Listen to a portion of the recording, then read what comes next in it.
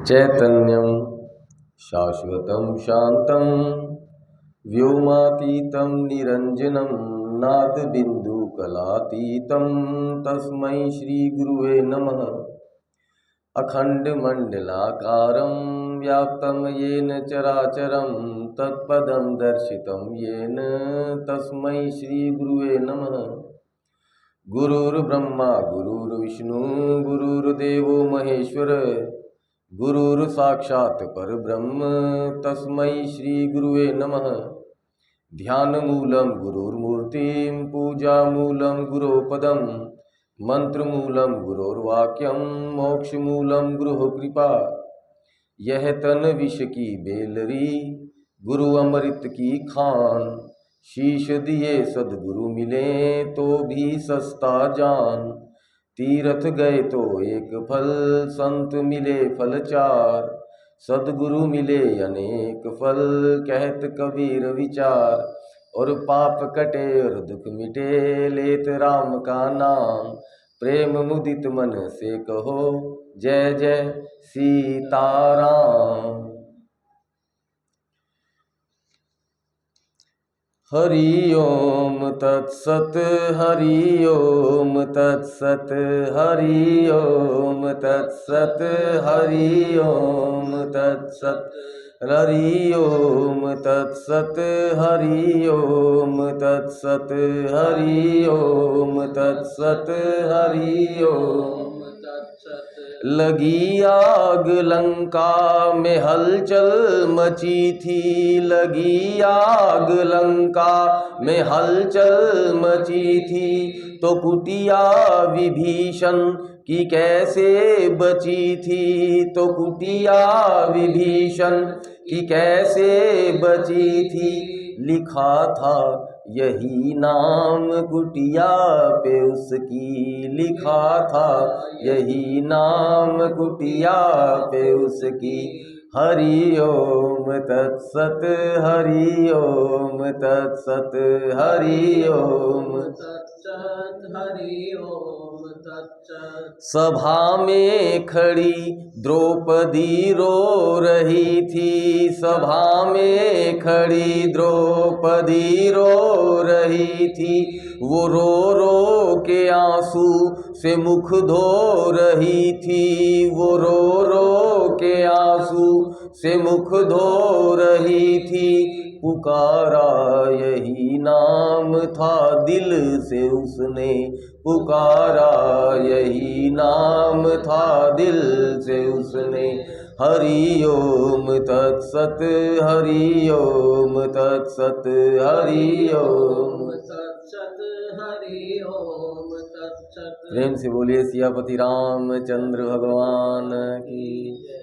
चलो आज एक बात का विचार करना, ठीक है।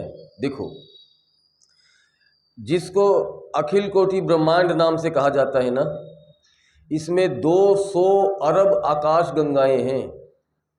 200 अरब आकाश गंगाएं तो वो हैं जो आज के वैज्ञानिकों ने गिन ली हैं कि इतनी आकाश गंगाएं हैं, और अभी तक तो न मालूम अनंत अनंत आकाश गंगाएं हैं जिनकी गिनती न मालूम कभी होगी भी कि या नहीं होगी।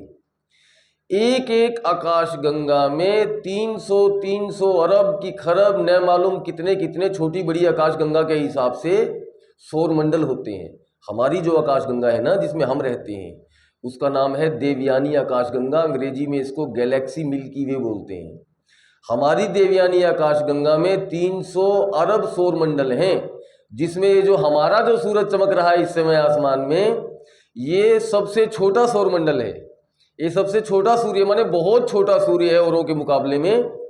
और हमारे सौर मंडल में 9 ग्रह हैं, जिनमें ऐसे ऐसे ग्रह हैं बृहस्पति जैसे, जिसमें एक ग्रह में पृथ्वी जैसे 16,000 ग्रह बन जाएं। आप विचार करो कि इस ब्रह्मांड का कितना विस्तार है, कितना विस्तार है।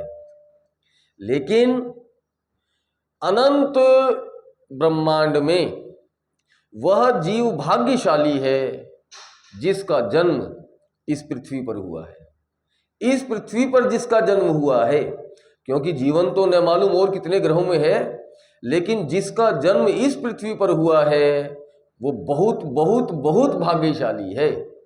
अच्छा, इस पृथ्वी पर तो पेड़ पौधे भी हैं, पशु पक्षी भी हैं, लेकिन इस पृथ्वी पर जो मनुष्य शरीर पाकर जन्म लिया है, बड़े भाग मानुष तन पावा, सुर दुर्लभ सदग्रंथन गावा, साधन धाम मोक्ष कर द्वारा, और पाई न जेहि परलोक सवारा। तो यह इस पृथ्वी पर जन्म हमको मिल गया, और वो भी हमको मनुष्य शरीर में हमको जन्म मिल गया। तो बताओ हमारा कितना भाग्य है, विचार करो, हमारा कितना भाग्य है या नहीं है ना। लेकिन इस पृथ्वी पर केवल मनुष्य तो नहीं रहते, और 365 देशों में से एक देश है जिसका नाम है भारत। मनुष्य तो हम हैं, लेकिन कौन से देश में पैदा हुए? हम भारत भूमि में पैदा हुए। ये और भी हमारा भाग्य है कि हमको भारत भूमि में जन्म मिल गया। और भारत भूमि में भी अनंत माने कई प्रकार की परंपराएं हैं। यहाँ क्रास वाले हैं, टोपी वाले हैं, न मालूम और भी कौन हैं, लेकिन सनातन हिंदू परंपरा कहलाने वाली जो हमारी वो है, सनातन हिंदू परंपरा में हमारा जन्म हो गया, ये और बड़े भाग्य की बात है। और सनातन हिंदू परंपरा में भी अच्छे कहलाने वाली कुल परिवार में हम पैदा हुए, और उसमें भी हमको अनायास सत्संग उपलब्ध हो गया, और हमारी सत्संग में रुचि हो गई। अब आप विचार करो कि हमारे भाग्य का मुकाबला कौन करेगा? इंद्र भी आपके भाग्य का मुकाबला नहीं कर सकता है। और इसमें बिना लाग लपेट के कहता हूं कि यह जो कथा यहां हो रही है इस समय, ऐसी कथा का श्रवण करने का अवसर मिल जाना, ये बहुत भाग्य की बात है। क्यों? क्योंकि कथा अलग वस्तु होती है, उसके अर्थ का निरूपण अलग होता है। तो थोड़ा बहुत किसी घटना का अर्थ कर देना एक अलग बात है, लेकिन संपूर्ण कथा को उतार देना और उसका निरूपण कर देना वेदांत अनुसार, ये बिल्कुल अलग बात है। फिर आपकी मनोवृत्ति, आपके इस हाल कमरे की शांति, इस मंदिर की व्यवस्था, बैठने का इसमें सिस्टम, सब कुछ मिला जुला के मैं यह कह सकता हूँ कि आप बहुत ही भाग्यशाली हो जो इस समय इस पंडाल में हो। और मैं आपसे भी अधिक भाग्यशाली हूँ जो आप जैसे भाग्यशालियों को कथा सुनाने का मुझको अवसर मिल रहा है। विचार करो, एक बार एक धोबी था, उसको नदी के किनारे जाते हुए एक लाल रंग का पत्थर मिल गया। तो बड़ा सुंदर पत्थर था। उसने तुरंत उसमें एक धागा लाया, डाला, और वो मोती जो था, वो जो पत्थर जो था, वो उसने अपने गधे के गले में लटका दिया। और वो कपड़े देने के लिए जा रहा था जोहरी बाजार से। अब जोहरी में तो बाजार में सब जोहरी होते हैं, तो एक जोहरी था, उसकी नज़र जैसे ही पड़ी उस पत्थर पर, वो तुरंत पहचान गया, अरे ये तो लाल है। लाल रंग से मतलब नहीं है, एक हीरा होता है, मोती होती है, उससे ज़्यादा कीमती जवाहर होता है, उससे भी ज़्यादा कीमती लाल होता है। तो वो तो लाखों का पत्थर था, तो उसने देखते ही पहचान गया, ओ ये तो लाल है, लाल। तो वो आया और धोबी से कहने लगा, रामू ये पत्थर कहाँ से पाया रे? तो रामू ने कहा कि लाला जी ये तो नदी के किनारे में जा रहा था, वहाँ रेत में पड़ा था, वहाँ से मैंने उठाया है। तो उसने कहा बड़ा सुंदर पत्थर है। खैर है तो पत्थर, हमें क्या करना, लेकिन सुंदर लग रहा है, बच्चे खेल लेंगे, बोल बेचेगा?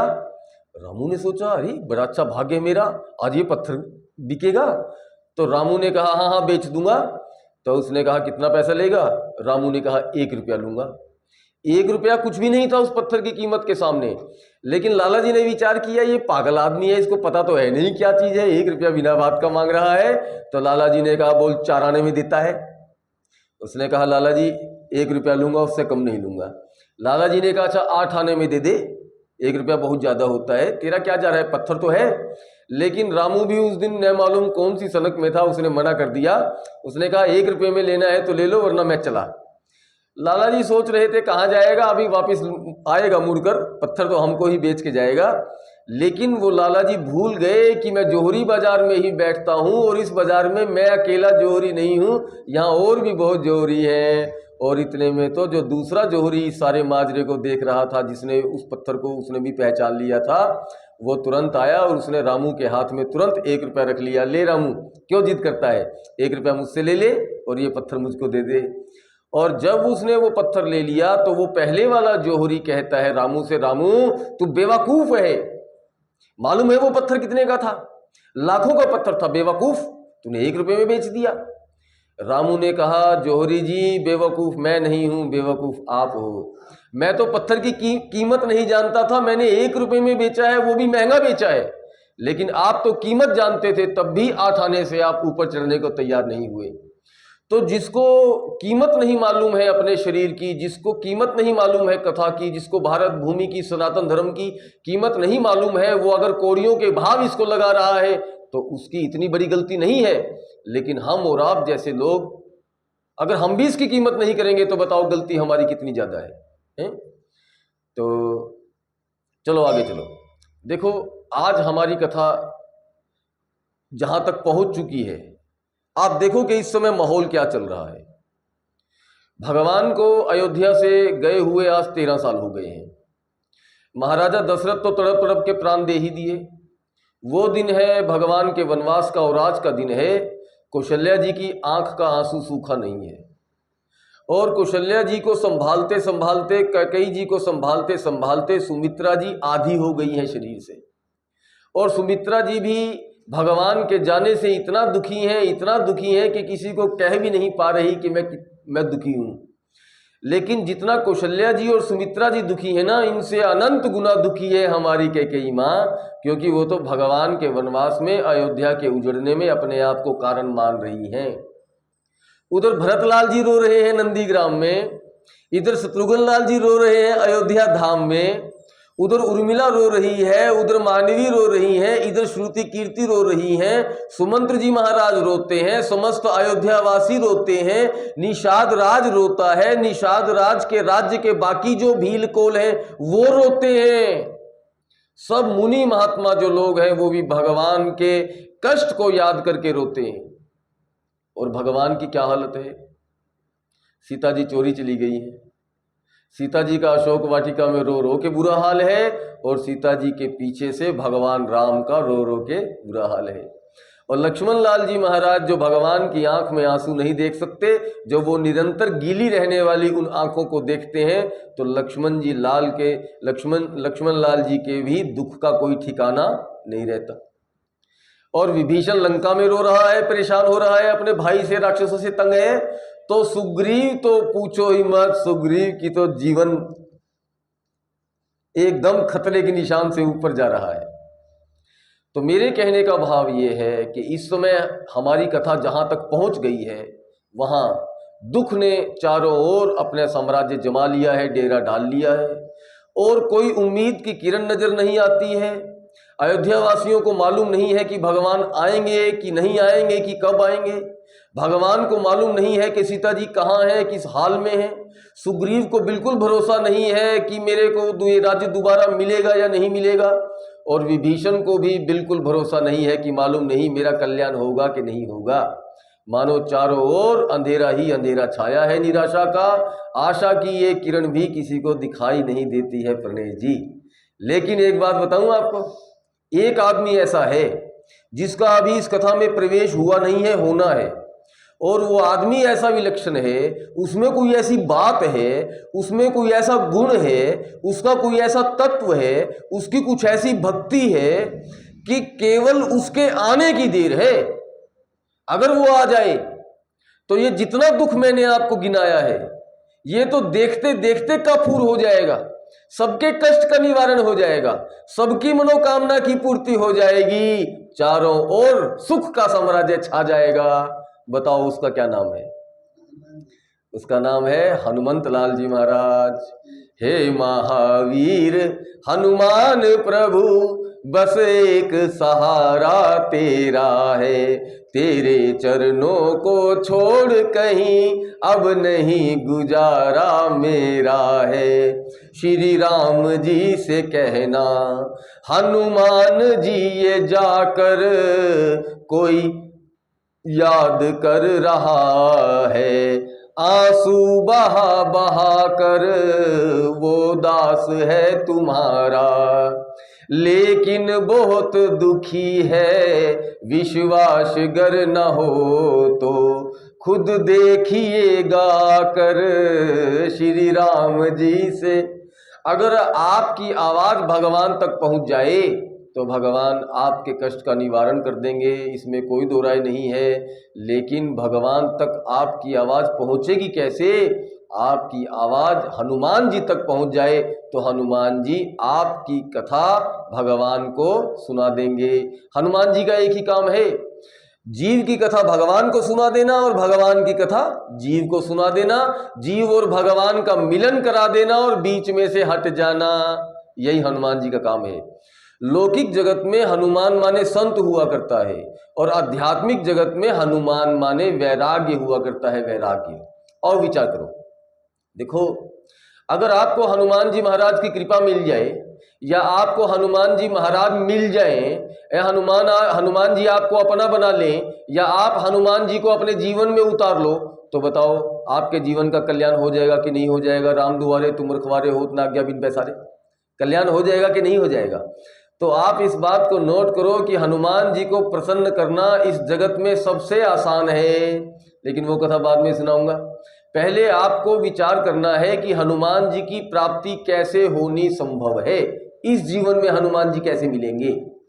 तो बताओ, हनुमान जी की माता जी का नाम क्या है? अंजनी। पहले कहानी सुन लो। वो एक बार भगवान विष्णु विश्व मोहिनी का रूप बनाकर, मोहिनी रूप धरकर और शंकर जी के सामने आ गए। और शंकर जी ने जैसे ही मोहिनी रूप को देखा तो शंकर जी का तेज गिरने लगा। जब वो तेज गिरकर पृथ्वी की ओर गिरने लगा तो सब देवताओं में खलबली मच गई कि अगर ये तेज पृथ्वी पर गिर गया तो पृथ्वी भस्म हो जाएगी, उसमें इतनी क्षमता नहीं है कि इस तेज को सहन कर सके। तो देवताओं ने पवन देव के चरणों में आग्रह किया, प्रार्थना की कि हे पवन देव, आज पृथ्वी को आपको बचाना है और किसी प्रकार से इस तेज को आप अपने हाथों में ले लीजिए, और अगर कोई योग्य अधिकारी हो जिसमें इस तेज को सहन करने की क्षमता हो, ये तेज उसको दे दीजिए ताकि पृथ्वी हमारी बच जाए। पवन देव ने ऐसा ही किया, उस तेज को अपने दोनों हाथों में ले लिया और पृथ्वी पर उस समय एक अंजनी नाम की, जिसको वानरी दिखाया गया है, माने वानर दिखाया गया है, बंदरी दिखाया गया है, तो पवन देव ने वो तेज अंजनी के कान में डाल दिया और अंजनी के कान के रास्ते से न मालूम कैसे क्या कथा कहती है कि वो तेज जो है वो अंजनी के गर्भ में प्रवेश कर गया और अंजनी के भीतर हनुमान जी आ गए। तो अगर आपको हनुमान जी चाहिए, क्योंकि कल्याण तभी होगा जब हनुमान जी साक्षात आपको मिल जाएंगे, जब आपके हो जाएंगे तब कल्याण होगा।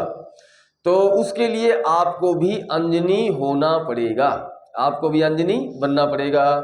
तो हम विचार करेंगे कि अंजनी कैसे हुआ जाता है। आप बताओ, अंजन किसे कहा जाता है? अंजन, सुरमा, काजल को अंजन कहा जाता है। लेकिन ये कोई बाजार में मिलने वाला काजल नहीं है, ये ऐसा काजल है कि इस काजल को जो अपनी आंख में लगा लेता है वो अंजनी हो जाता है। अंजन लगाने वाला अंजनी कहलाता है। ये कोई ऐसा विशेष प्रकार का अंजन है जो आप अपनी आंख में लगा लो तो आप भी अंजनी हो जाओगी।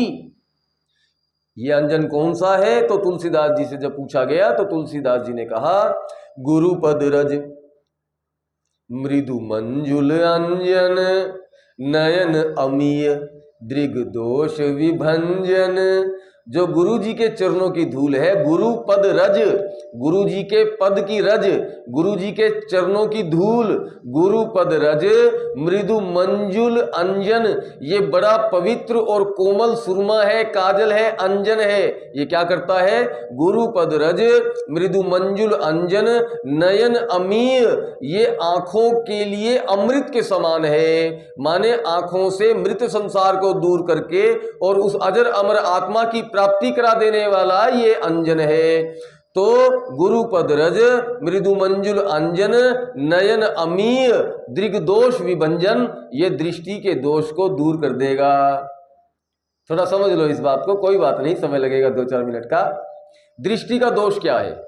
सत्य वस्तु परमात्मा मालूम ना पड़ना और असत जगत सत्य मालूम पड़ना, यही दृष्टि का दोष है। अगर ये अंजन लगा लिया जाएगा तो आपका ये दोष समाप्त हो जाएगा। तो गुरुपद रज का भी अर्थ एक बार समझ लो।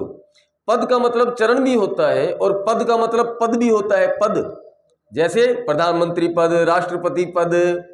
तो गुरु पद, जिस पद पर गुरु जी बैठे हैं, वो जो शाश्वत पद है, वो जो अविनाशी पद है, जो कैवल्य पद है, जो शिव पद है, वो जो गुरु पद है, जो गुरु जी का पद है, गुरु जी जिस पद पर बैठते हैं, वहां से जो रज उड़ती है, रज दो प्रकार की है, एक वासनाओं और कामनाओं की धूल उड़ती है, और जहां गुरु जी बैठते हैं वहां से ब्रह्म ज्ञान की धूल उड़ती है, वहां से आत्मज्ञान के उपदेश की धूल उड़ती है। तो कौन सी धूल से कल्याण होगा? वासना की धूल से कल्याण होगा या आत्मज्ञान की धूल से कल्याण होगा? तो गुरु पद रज, गुरु जी के पद से निकली हुई यह जो उपदेश की धारा है, यही अंजन है। ये आपकी आंख में लग जाए तो आपका कल्याण हो जाए, आप अंजनी हो जाओ। लेकिन गुरु पद रज का एक और अर्थ भी है। जैसे सामान्य अर्थों में कह दिया जाता है गुरु जी के चरणों की धूल, तो तुलसीदास जी ने कहा पद पदम पराग सरस अनुरागा, पहले भी आपको बताया है।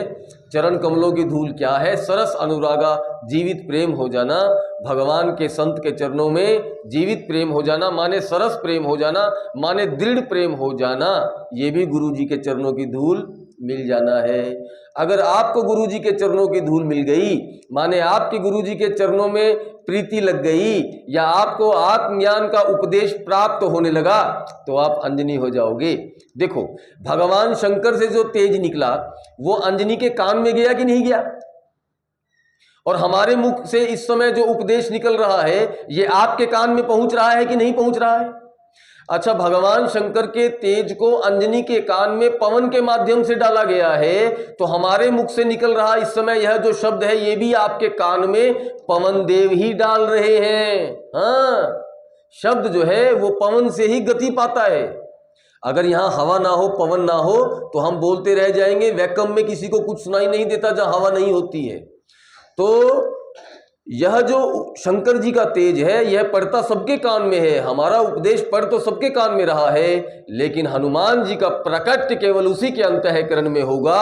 वैराग्य का जो उद्घाटन है, वैराग्य का जो उत्पन्न होना है, ये जो घटना है वैराग्य के उत्पन्न होने की, ये केवल उसी के भीतर होगी जो अंजनी होगा, जिसका संत के चरणों में प्रेम होगा और जो इस उपदेश का मनन करेगा।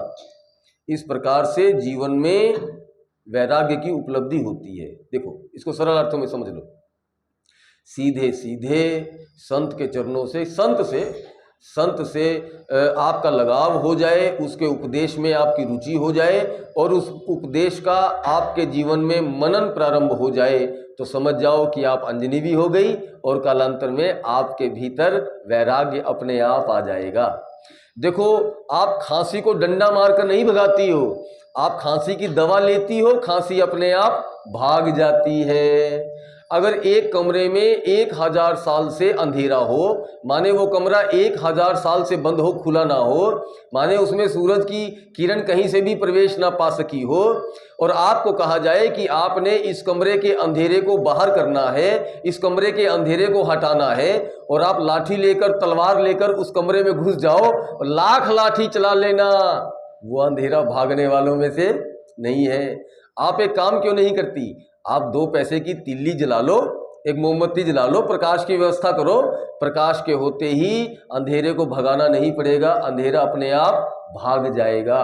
तो ये जो संसार भर की वासनाएं आपके अंतःकरण में डेरा जमा कर बैठी हैं, सीधे सीधे इनसे लड़ाई मोल मत लेना। तुम तो दूसरा काम करो, तुम तो वैराग्य का प्रकाश करने का प्रयास करो। ये वासना रूपी अंधेरा तो अपने आप भाग जाएगा, भगाना नहीं पड़ेगा।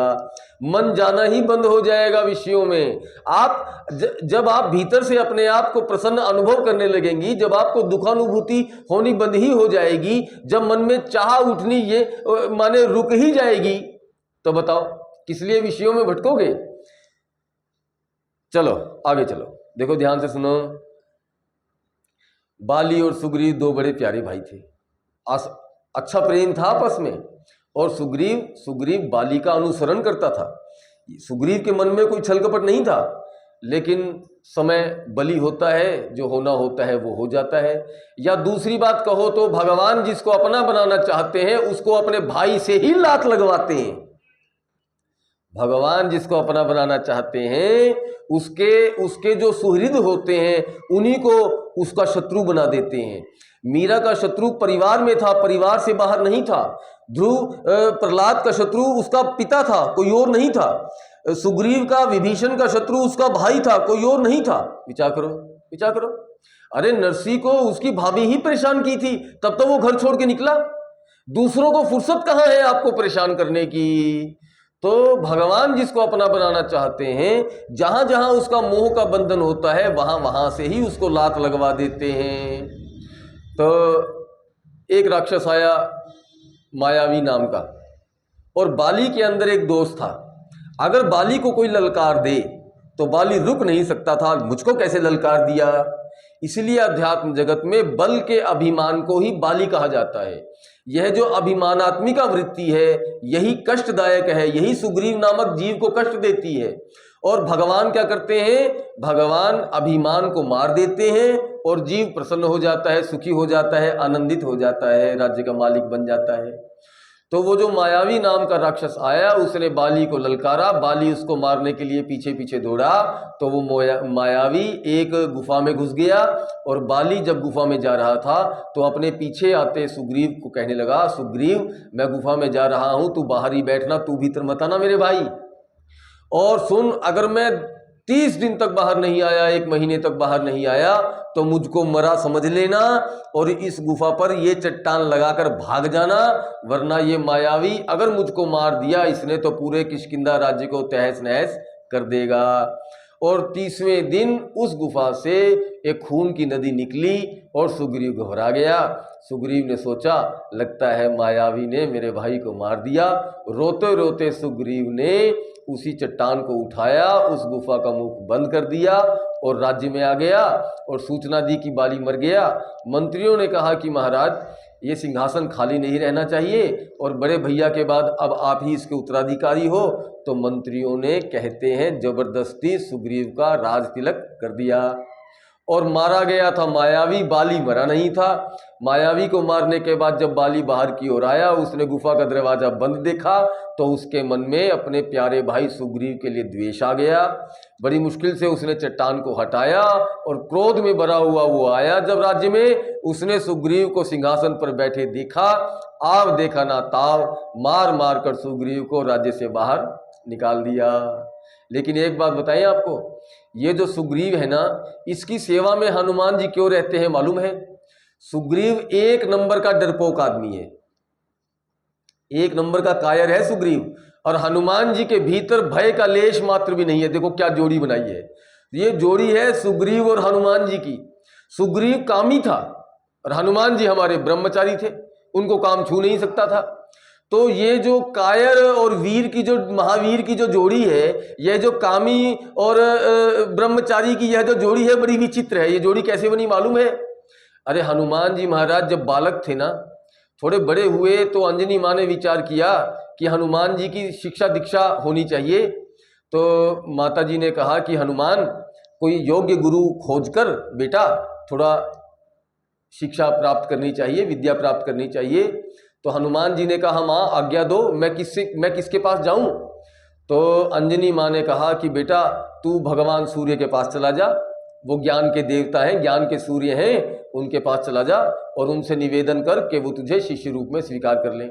तो हनुमान जी ने ऐसा ही किया। हनुमान जी चले गए सूर्य भगवान के पास और जाकर कहने लगे कि गुरुजी मुझे अपना चेला बना लो।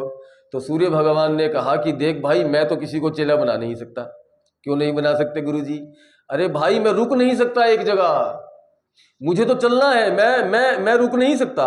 मैं तो सूर्य हूं, मेरा जो रथ है वो हमेशा चलता है। अगर सूर्य रुक जाएगा तो ये इस ब्रह्मांड का क्या होगा, पृथ्वी का क्या होगा? तो हनुमान जी ने विचार करके कहा अच्छा गुरुजी आपकी तो मजबूरी है, आप तो नहीं रुक सकते, लेकिन मेरी कौन सी मजबूरी है कि मैं चल नहीं सकता? आप रुक नहीं सकते ना, लेकिन मैं तो चल सकता हूं। आप चलते चलते मुझे ज्ञान देते रहना, मैं आपके पीछे चलता चलता आपसे ज्ञान ले लूंगा। तो सूर्य भगवान ने कहा ये तो मेरे पीछे ही पड़ गया। तो सूर्य ने कहा अरे भाई तू मुझसे ले तो लेगा पीछे पीछे, लेकिन जब तक तू मेरे सामने नहीं रहेगा तब तक मैं तुझे उपदेश दूंगा कैसे? भाई जब तक मुझे पता नहीं लगेगा तू है भी कि नहीं है, तू पीछे सो गया कि तूने क्या किया, मुझे क्या पता? तो हनुमान जी ने कहा अच्छा ठीक है, अगर आपको मेरे पीछे रहने से परेशानी है तो एक काम करूंगा ना, मैं आपसे आगे आगे चलूंगा, आप मेरे पीछे पीछे चलते रहना और मुझको उपदेश देते रहना। सूर्य ने कहा अगर तू मुझसे आगे चलेगा तो तेरी पीठ मेरी ओर हो जाएगी, तो भी मैं तुझे उपदेश नहीं दे सकता। हनुमान जी ने कहा गुरुजी मैं काम करूंगा ना, मैं आपके आगे आगे उल्टा चल पड़ूंगा। गुरुजी ने कहा वाह बेटा, गुरुजी के सामने ही उल्टा चलेगा, मेरे सामने ही तो उल्टा चलेगा, भाग यहां से, मैं तुझे उपदेश नहीं दे सकता। और इतने में जब हनुमान जी, इतनी लंबी चौड़ी बात हो गई ना, तो सूर्य को एकदम से याद आ गया, अरे ये तो वही बालक है। कौन बालक? हाँ, जिसने सूर्य को मुंह में ले लिया था। हाँ, तो सूर्य ने कहा अरे कौन है रे तू, तू हनुमान है क्या? हनुमान जी ने कहा हाँ गुरुजी मैं हनुमान हूँ। उसने कहा तू वही है ना जिसने मुझे अपने मुंह में ले लिया था? उसने कहा गुरुजी उस समय मैं बालक था और मुझे बड़ी भूख लगी थी इसलिए मैंने ले लिया था। गुरुजी चिंता मत करो, अब मैं ऐसा नहीं करूंगा। गुरुजी ने कहा चल चल, तेरा क्या, तब तेरा कौन विश्वास करे, अगर तुझको कल भूख लग गई तो तू मुझे खा जाएगा।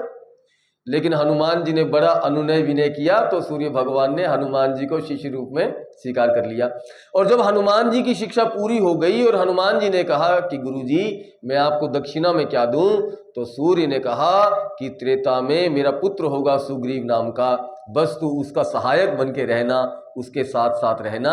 अपने गुरु जी की दक्षिणा देने के लिए, पूरी करने के लिए हनुमान जी सुग्रीव के साथ रहते हैं। एक और विचित्र बात है, इस बात का भी विचार करो। देखो सुग्रीव जो है वो सूर्य का पुत्र है। सुग्रीव किसका पुत्र है? सूर्य का। और बाली इंद्र का पुत्र है। बाली इंद्र का पुत्र है। और महाभारत की कथा में अर्जुन जो है ये सूर्य का पुत्र है, नहीं अर्जुन जो है ये इंद्र का पुत्र है, और कर्ण सूर्य का पुत्र है। और भगवान ने राम कथा में इंद्र के पुत्र बाली को मार दिया और सूर्य के पुत्र सुग्रीव का साथ दिया। और महाभारत की कथा में भगवान ने सूर्य के पुत्र इंद्र को मार दिया ना, सूर्य के पुत्र कर्ण को मार दिया और इंद्र के पुत्र अर्जुन का साथ दिया। बताओ, अरे भाई आप पहले बताओ, आप इंद्र की तरफ हो कि सूर्य की तरफ हो? तो भगवान कहते हैं न मेरा सूर्य से कोई संबंध है न मेरा इंद्र से कोई संबंध है, मेरा संबंध तो हनुमान जी महाराज से है। त्रेता में मैं सुग्रीव के साथ रहा क्योंकि हनुमान जी साथ थे, और द्वापर में मैं अर्जुन के साथ रहा क्योंकि अर्जुन के रथ पर हनुमान जी विराजमान थे। मैं केवल हनुमान जी को देखता हूं, जिस पक्ष में हनुमान जी होते हैं, जो वैराग्य का पक्ष होता है, मैं उस पक्ष का साथ दिया करता हूं। चलो नोट करो, सुग्रीव का सब कुछ लूट लिया गया, पत्नी भी चली गई, राज्य भी चला गया, बेचारा दौड़ा, पीछे से बाली आ रहा है मारता हुआ। सुग्रीव ने विचार किया कि मेरे पास बचने के लिए सिर्फ एक स्थान है और वो स्थान है ऋष्यमुख पर्वत। इसको ऋष्यमुख पर्वत क्यों कहा जाता है मालूम है? जिस पर्वत पर ऋषि मुनि लोग मूक रहकर, मौन रहकर तप करते थे, उस पर्वत का नाम पड़ गया ऋष्यमुख पर्वत। और इस ऋष्यमुख पर्वत पर बाली नहीं जा सकता, क्योंकि वो जो एक दुदुम्बी नाम का राक्षस आया था भैंसा बन के, जब उसका खोपड़ा तोड़ दिया गया था बाली के द्वारा, तो इसने अहंकार में मद में चूर होकर इसने वो खोपड़ा हवा में उछाल दिया था, भैंसे का सिर, और वो जो सिर था वो सीधा ऋषिमुख पर्वत पर ही जाके गिरा था। सब ऋषि मुनि जितने थे वहां तप करने वाले, सब पर उसके खून के छींटे पड़ गए। तो सब ऋषि मुनियों ने संकल्प करके बाली को श्राप दे दिया कि बाली आज के बाद अगर तू इस पर्वत पर दिखाई दिया तो तेरे सर के 100 टुकड़े हो जाएंगे। और सुग्रीव को यह रहस्य मालूम था, तो बाली से बचने का उसने केवल एक रास्ता जो उसको मिला, वो दौड़कर ऋषिमुख पर्वत पर चढ़ गया और पीछे पीछे हनुमान जी भी चले आए। लेकिन देखो एक बात है, चाहे सुग्रीव का सब कुछ छूट गया हो पीछे, लेकिन सुग्रीव जीत गया, क्योंकि सुग्रीव ने हनुमान जी का सानिध्य नहीं छोड़ा, वो हनुमान जी के साथ बना रहा। आज सामने से भगवान आ रहे हैं चलते हुए। तुलसीदास जी ने लिखा, आगे चले बहुरी रघुराया। बहुरी का अर्थ होता है बहुत बार, आगे चले, आगे चले, एक बार नहीं चले, बहुत बार आगे चले। आगे चले बहुरी रघुराया, भगवान राम बहुत बार आगे चले। देखो अयोध्या से निकाला गया तब तो आगे जाना ही था, रास्ते में भरतलाल जी मिले लेकिन भगवान रुके नहीं और आगे चले गए। पिताजी का मरण सुनकर भी नहीं रुके, निषाद राज के यहाँ तो रुके ही नहीं थे। और आज जब सीता जी चली गई तो भी भगवान रुके नहीं, भगवान चलते चले गए, चलते चले गए। और उस चलने का फल क्या मिला? आगे चले बहुरी रघुराया, ऋष्यमुख पर्वत नियर आया। नियर आया माने पास आ गया। इससे ऐसा भाव लगता है कि भगवान जैसे जैसे आगे बढ़ते जा रहे थे, ऋषिमुख पर्वत भी भगवान की ओर आता चला जा रहा था। आगे बढ़े बहुरी रघुराया, ऋषिमुख पर्वत नियर आया। इसी को कहा जाता है कि तलाशे यार में जो ठोकरें खाया नहीं करते, कभी वो मंजिले मकसूद को पाया नहीं करते। और कदम चूम लेती है खुदा के मंजिल, मुसाफिर अगर अपनी हिम्मत न हारे। तो जीवन में लाख विपरीतताएं आने पर भी, जैसे कोई पैसा कमाने से नहीं चूकता, कोई परिवार को पालने बढ़ाने से नहीं चूकता, लाख परेशानियां हो फिर भी आदमी मकान बनाता है, दुकान चलाता है, ऐसे ही साधन करने वाले को अपने जीवन में आने वाली छोटी या बड़ी समस्या के कारण से साधन मार्ग का त्याग नहीं करना चाहिए और निरंतर आगे से आगे अपने साधन को बढ़ाते चलना चाहिए। तब जो मंजिल है आपकी मोक्ष रूपी मंजिल, वो अपने आप आपकी ओर चलती चली जाएगी, चलती चली जाएगी। आज सुग्रीव ने देखा पहाड़ पर बैठे हुए कि नीचे से कोई दो लोग आ रहे हैं। उन लोगों को देखकर सुग्रीव के मन में भय व्याप्त हो गया और वो हनुमान जी से कहता है कि हनुमान जी जरा जाकर देखिए तो ये दो लोग कौन आ रहे हैं, मुझको तो ये बाली के भेजे हुए लगते हैं। अगर ये बाली के भेजे हुए होना तो मुझे वहीं से इशारा कर देना, मैं ये पहाड़ छोड़ के भाग जाऊंगा, विचार करो। तो हनुमान जी ने सुग्रीव से कहा कि महाराज, जैसी मेरी दो आंखें हैं ऐसे ही आपकी भी तो दो आंखें हैं, तो मुझसे क्यों दिखवाते हो, आप स्वयं क्यों नहीं देखते हो? तो सुग्रीव ने कहा, हनुमान जी पहली बात तो ये है कि मेरी दो आंखें हैं, ये बात तो आप सही कहते हो, लेकिन आपकी आंख दो नहीं है, आपके पास तीन आंखें हैं। बताओ भगवान शंकर की कितनी आंख कही जाती है? तीन कही जाती है। मालूम है दो आंख कौन है? यही सुमति कुमति आपकी दो आंखें, यही अधोमुखी और ऊर्ध्वमुखी जो दो दृष्टियां हैं, यही आपकी आंख है। यहाँ चमड़े की आंख की बात नहीं हो रही है, यहाँ अंतर्दृष्टि की बात हो रही है। दृष्टि को ही आंख कहा जाता है। तो शंकर जी के पास एक तीसरी आंख भी है, उनके पास विवेक की आंख है, उनके पास ज्ञान की आंख है, उनके पास दिव्य चक्षु है, उनके पास परमात्मा का दर्शन करा देने वाली आंख है। और उन्हीं के अवतार हमारे हनुमान जी महाराज हैं। तो सुग्रीव कहते हैं कि हनुमान जी मेरे पास तो दो आंखें हैं, सही बात है, लेकिन आपके पास दो आंख नहीं है, आपके पास तीन आंख हैं। और अगर किसी की पहचान करनी हो तो ये दो आंखें पहचान नहीं कर सकती, उसकी पहचान तो तीसरी आंख से ही होती है। और दूसरी बात यह है कि एक बार पहले भी मैंने अपनी आंखों पर विश्वास किया था, उन आंखों पर विश्वास करने के कारण से आज मैं इस पहाड़ पर धूल धक्का खाता हूं। वो जो खून की नदी बहती हुई आई, वो खून तो मायावी का था, लेकिन इन आंखों ने मुझको कहा ये तेरे भाई का खून है। मेरी आंखों ने मुझको धोखा दे दिया। वो दिन है और आज का दिन है, मेरा तो अपनी आंखों से विश्वास ही उठ गया। आप जाइए, आप देख कर आइए, आप बताना कि वो दोनों कौन हैं। देखो एक बात बताऊं आपको, इधर से लक्ष्मण जी और लक्ष्मण जी के साथ भगवान आ रहे थे, सामने से सती जी देख रही थी। आज भी भगवान और लक्ष्मण जी आ रहे हैं और सामने से सुग्रीव देख रहा है। उस समय भी सीता जी साथ नहीं थी, आज भी सीता जी साथ नहीं है। उस समय भी शंकर जी साथ थे, आज भी हनुमान जी साथ हैं। सती जी का जीवन नष्ट हो गया और सुग्रीव का जीवन बन गया, क्योंकि सती जी कहती हैं जो मुझको दिखता है वही मैं सत्य मानूंगी, आप जो कहते हैं उसको नहीं मानूंगी। और सुग्रीव कहता है कि जो मुझको दिखता है वो मैं नहीं मानूंगा, जो आपको दिखता है उसको मैं मान लूंगा। तो एक साधक है जो कहता है कि मैं जानता हूं गुरुजी आपको क्या पता है, और एक साधक है जो कहता है गुरुजी मुझे कुछ नहीं पता है, जैसी दृष्टि आपकी है मैं वैसा ही आपके मार्गदर्शन में जैसा कहेंगे मैं करता चलूंगा। तो कल्याण किसका होता है? सदगुरु वैद वचन विश्वासा, जो गुरु जी के वचन का विश्वास करता है। अब हनुमान जी गए, पंडित जी का रूप बनाकर गए थे। भगवान ने तो दूर से देखते ही पहचान लिया हनुमान जी आ रहे हैं, और साथ में हंसने भी लगे मन में भीतर भीतर, क्या गजब रूप बनाकर आए हो। मालूम है रावण आएगा बाबा जी बनकर, मारा जाएगा। शूर्पणखा भी आई थी बड़ी सुंदर बनकर, नाक कटवा के गई है। अरे मेरे सामने आना है तो जैसे हो वैसे के वैसे आना चाहिए ना, तो वेश बदल के नहीं आना चाहिए ना, बनावट करके नहीं आना चाहिए ना। तो बनावट करके सिर्फ शूर्पणखा और रावण या मारीच नहीं गए, हनुमान जी भी भगवान के सामने बनावट करके गए, हनुमान जी भी बनावट करके गए। लेकिन देखो आगे क्या हुआ, हनुमान जी पंडित जी बनकर गए तो भगवान भी क्षत्रिय बन गए। अरे तुम तुम एक माने देह का भाव पकड़ कर आओगे तो मैं भी देह का भाव पकड़ लूंगा। तो हनुमान जी आए थे पंडित जी बनकर, तो भगवान से कहने लगे महाराज आप दोनों कौन हैं? तो भगवान ने सोचा कि मैं भी अपने स्वरूप को छिपा लूंगा। तो भगवान ने अपना लौकिक परिचय दे दिया कि हम महाराजा दशरथ के पुत्र हैं, मैं बड़ा हूँ, मेरा नाम राम है, ये हमारे छोटे भैया हैं लक्ष्मण। हम वन में आए थे, हमारे साथ मेरी पत्नी भी थी, लेकिन न मालूम कौन आतताई दुष्ट मेरी पत्नी को उठाकर ले गया है। हम अब उसकी तलाश में वन वन भटक रहे हैं। बताओ, भगवान ने अपना परिचय तो नहीं दिया ना हनुमान जी को। आप रामचरितमानस देखोगे ना, आप हैरान हो जाओगे। पता नहीं हनुमान जी को अचानक से क्या हुआ, और हनुमान जी तुरंत भगवान के चरणों में पड़ गए, लिपट गए, चरणों से रोने लगे। भगवान ने कहा वाह वाह, हनुमान जी अपने असली स्वरूप में आ गए। जब भगवान को पहचान लिया तो असली स्वरूप में आ गए।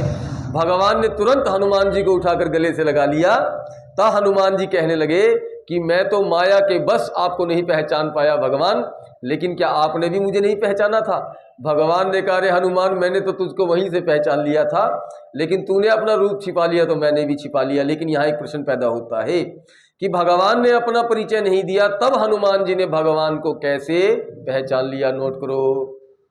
देखो एक बात बता रहा हूं, वह जो परमात्मा है वो अनाम अरूप है, ठीक है, मैं गूढ़ नहीं करूंगा, सरल बताऊंगा। उसका कोई नाम नहीं है, या कहो कि क्योंकि वो सभी रूपों में व्याप्त है इसलिए सभी नाम उसके हैं। लेकिन मानकर चलो कि जो ब्रह्म है, जो वह जो तत्व मूल तत्व है, उसमें कोई नाम रूप नहीं है। और जैसे इस समय इस कमरे में हवा है ना, हवा है ना, हवा इस कमरे में हवा है या नहीं है? है ना? तो बताओ आपने पंखा क्यों चलाया है? हवा, अगर पंखा नहीं चलाओगे क्या हवा नहीं रहेगी? हवा तो तब भी रहेगी। तो हवा तो थी, अब भी है, हमेशा रहेगी, लेकिन आपने पंखा क्यों चलाया? महाराज अगर पंखा नहीं चलाएंगे ना तो उस हवा की अनुभूति नहीं होगी। हवा तो होगी, लेकिन उस हवा की अनुभूति के लिए पंखा चलाना पड़ता है। ऐसे ही वह जो परमात्मा है, वह जो ब्रह्म तत्व है, जो नाम रूप रहित है, अगर उसको आपको अपने जीवन में लाना है, अगर उसकी अनुभूति करनी है, अगर उसको अपना बनाना है, तो आपको नाम रूप का पंखा चलाना पड़ेगा। आपको नाम रूप का पंखा चलाना पड़ेगा। नोट करो, देखो हमने आपको पहले भी बताया था, पहले एक भगवान को निश्चित करो, उनको अपना इष्ट मान लो, राम को मान लो, कृष्ण को मान लो, दोनों में से एक को चुन लो। एक को चुन लिया, मान लो आपने भगवान राम को चुन लिया, तो उनसे एक संबंध बना लो, उनको अपना कुछ बना लो, पिता बना लो, भाई बना लो, पति बना लो, मित्र बना लो, मालिक बना लो, चाहे नौकर बना लो, लेकिन कुछ भगवान से एक संबंध मान लो। एक संबंध मानकर उनका जो नाम है ना, जैसे भगवान राम को आपने इष्ट बनाया है तो राम राम जपो, और भगवान कृष्ण को बनाया है तो भी राम राम जप सकती हो, नहीं तो ओम जपो, कोई बात नहीं, एक ही बात है, दोनों में कोई अंतर नहीं है। तो एक नाम चुन लिया, वो आप जपने लगे, लेकिन उस नाम जप के साथ साथ बीच बीच में उस भगवान के स्वरूप का ध्यान भी करना चाहिए। उदाहरण पकड़ो, अभी इस हाल कमरे में बिल्ली है क्या? बिल्ली, लेकिन जैसे ही हम कहेंगे बिल्ली, आपके भीतर बिल्ली का चित्र आ जाएगा कि नहीं आ जाएगा? अच्छा, वो बिल्ली पूंछ हिलाती हुई जीती जागती बिल्ली आ जाएगी। चलो इसको ऐसे समझो, हम अभी एक शब्द लेंगे, बताना आपके मन में क्या हुआ। रसगुल्ला, क्या आया आपके मन में? देखो मुंह भी गीले हो गए, इतनी देर में पानी आ गया, अभी तो रसगुल्ला आया नहीं है, तब क्या हाल होगा? हमने कहा रसगुल्ला, आपके मन में क्या आया? आपके मन में रसगुल्ला आ गया, उसका चित्र बन गया ना। अच्छा, वो जो चित्र बना है, तो वो जो किताब में छपा हुआ रसगुल्ला है वो आया है या असली रसगुल्ला आया है? असली आ गया ना, असली आ गया ना। सुनो सुनो, ध्यान से सुनो, देखो कोई भी सीढ़ी होती है उसके कम से कम 2 पाए होने ही चाहिए, एक पाए की सीढ़ी नहीं होती है। आप नाम रूप की सीढ़ी से ही उतरकर इस संसार में फंस गए हो। यह संसार नाम रूप के सिवा कुछ नहीं है। अगर यहां सभी वस्तुओं का रूप हटा दिया जाए तो उनका नाम भी नहीं बचेगा। ध्यान से समझो, जो कल लकड़ी कहलाती थी आज वो दरवाजा कहलाता है, जो कल लकड़ी कहलाती थी आज वो दरवाजा कहलाता है। जैसे ही लकड़ी के रूप में परिवर्तन किया गया, उसका नाम भी बदल गया। अगर दरवाजे का रूप खत्म कर दो और वापस इसको लकड़ी बना दो तो इसका नाम दरवाजा भी मिट जाएगा। इस प्रकार से इस संपूर्ण जगत में जितने भी नाम रूप हैं, अगर सभी नाम रूपों को मिटा दिया जाए तो यहां वो ब्रह्म ही बचेगा, लेकिन ये हमारे हाथ में नहीं है ना। तो संसार नाम रूप के सिवा कुछ है ही नहीं, और नाम रूप ना हो तो ये संसार रहेगा ही नहीं। तो नाम रूप की सीढ़ी से ही हम इस संसार में आकर फंस गए हैं, और अब हमको एक परमात्मा का नाम रूप पकड़कर ही हम इस संसार से निकल पाएंगे। बिना नाम रूप के किसी का कल्याण नहीं हुआ। दूसरी बात, नाम नाम में अंतर है, कहीं हीरा कहीं पत्थर है। मेरी बहनों को बहुत मालूम होगा, बहुत दुनिया नाम जपती है, बहुत दुनिया नाम जपती है। यद्यपि उसका लाभ है, संस्कार भी पड़ता है, पुण्य बल भी एकत्र होता है, लेकिन उस जपे गए नाम का वो प्रभाव नहीं होता जब तक वो नाम रूप के साथ ना जपा जाए। जब रसगुल्ला कहते ही रसगुल्ला भीतर आता है, जब बिल्ली कहते ही बिल्ली भीतर आती है, तो राम कहते ही राम का स्वरूप भीतर आना चाहिए कि नहीं आना चाहिए? ताला कहते ही ताला आ गया, दरवाजा कहते ही दरवाजा आ गया, राहुल कहते ही अपने बेटे की तस्वीर मन में बनती है अगर, तो राम कहते ही भगवान की तस्वीर बननी चाहिए कि नहीं बननी चाहिए? लेकिन नहीं बनती। क्यों नहीं बनती? क्योंकि अभी तक आपने भगवान को देखा ही नहीं है। ताला तो देखा है ना, बिल्ली को तो देखा है ना, लेकिन भगवान को देखा नहीं है। तो आपको भगवान को देखने का अभ्यास करना पड़ेगा। कैसे? बाजार चली जाओ या गूगल से निकाल लो। मैं साधन बता रहा हूं, सावधान हो जाओ। जैसे बाजार में जितने चित्र मिलते हैं भगवान के, वो किसी चित्र में चेहरा कैसा होता है, किसी चित्र में चेहरा कैसा होता है। एक चित्र खरीद लो, कोई एक चित्र, फोटो की बात कर रहा हूं, मूर्ति की बात नहीं कर रहा, क्योंकि मूर्ति में चेहरा स्पष्ट नहीं दिखाई देता है। जैसे आपके बेटे की तस्वीर है आपके पास, आपके बेटे की तस्वीर है ना आपके पास, तो वो तस्वीर जो है आप देखते ही पहचान जाओगे। इधर राहुल की फोटो है, पहचान जाओगे कि नहीं पहचान जाओगे? अच्छा, आपके बेटे का नाम क्या है बहन जी? हैं? युवराज। अभी युवराज है यहां? अगर कोई अपने और किसी युवराज को आवाज लगाएगा और युवराज शब्द आपके कान में पड़ते ही आपको कौन से युवराज का चेहरा, उसका स्वरूप भीतर आ जाएगा ना, वही हंसता खेलता बेटा आ गया ना भीतर। तो ऐसे ही उसकी तस्वीर है आपके पास, तो वो तस्वीर देखते ही आप दूर से अरे तो युवराज की तस्वीर है। ऐसे ही एक तस्वीर ले लो और उस तस्वीर को बार बार देखो, उस स्वरूप को उस संबंध के नाते से, पिता के नाते से जो भी, उसको भीतर उतार लो। भगवान का नाम जपते हुए बार बार उस स्वरूप का ध्यान किया करो। एक और बात समझनी है हमको, ठीक है? तो मान लो कि युवराज चला गया ऑस्ट्रेलिया और वीडियो कॉल की कोई सुविधा नहीं थी, और 3 साल का उसका पीरियड था, 3 साल के बाद वो वापिस आया है, और आज आप दिल्ली एयरपोर्ट पर जा रहे हो युवराज को रिसीव करने के लिए। इन 3 सालों में या 5 सालों में हो सकता है उसने दाढ़ी बढ़ा ली हो, मूछ बना ली हो, बाल लंबे लंबे कर लिए हो, या हो सकता है कि उसने बाल कटवा लिए हो, क्लीन शेव हो गया हो सकता है धोती कुर्ते में आया हो कि कुर्ते पैजामे में आया तो हो कि निक्कर टी शर्ट में आया हो सकता है मोटा हो गया हो सकता है पतला हो गया हो, है? माने उसका जो बाह्य स्वरूप है वो कितना ही क्यों ना बदल जाए, जैसे ही वो दरवाजे से बाहर निकलेगा एयरपोर्ट के, बताओ देखते ही पहचान जाओगे कि नहीं पहचान जाओगे कि युवराज आ गया? मालूम है क्यों? क्योंकि आप युवराज को उसके बालों से नहीं पहचानती हो, उसके कपड़ों से नहीं पहचानती हो, उसके स्टाइल से नहीं पहचानती हो। युवराज को आप उसके नैन नक्शे से पहचानती हो, चेहरे से पहचानती हो। और भगवान को आप चेहरे से नहीं पहचानती हो, भगवान को धनुष्बाण से पहचानती हो कि मुरली मोर के पंख से पहचानती हो कि त्रिशूल और त्रिपुंड से पहचानती हो। आप भगवान को चेहरे से नहीं पहचानते प्रणय जी, आप भगवान को स्वरूप से पहचानते हो, बाहर के जो ऊपर का जो आवरण है उससे पहचानते हो। अच्छा बताओ, मान लो आज भगवान राम आपके घर आ जाएं, अपना रूप बनाकर, धनुष बांध ले लें, बढ़िया नीला रंग कर लें, एकदम खूबसूरत चेहरा बना लें, बढ़िया मुकुट लगा के, बढ़िया कपड़े पे, जो उनका है रूप, जो उनका रूप इसमें दिखाई दे रहा है, बिल्कुल एकदम रूप बना के अगर भगवान आपके दरवाजे पर आ जाएं, तो बताओ कितना रुपया दोगी उनको? कितना रुपया दोगी? बताऊं आपको? 10 रुपया। 10 रुपया। क्योंकि आप सोचोगे मांगने आया है, बहुत लोग काली माई बन के घूमते हैं, बहुत लोग हनुमान बन के घूमते हैं। अगर भगवान अपने उसी रूप में आपके दरवाजे पर आ जाएं तो भी आप भगवान को नहीं पहचान सकती, क्योंकि आपने केवल अलंकारों को ही उसकी पहचान माना है, और अलंकार कोई भी ओढ़ सकता है। हनुमान जी बार बार भगवान को देख रहे थे और बार बार भीतर विचार कर रहे थे कि इनको कहीं देखा लगता है, कहीं देखा लगता है, कहां देखा है, कहां देखा है। अचानक हनुमान जी को ध्यान आया, ओ हो, ये तो वही है।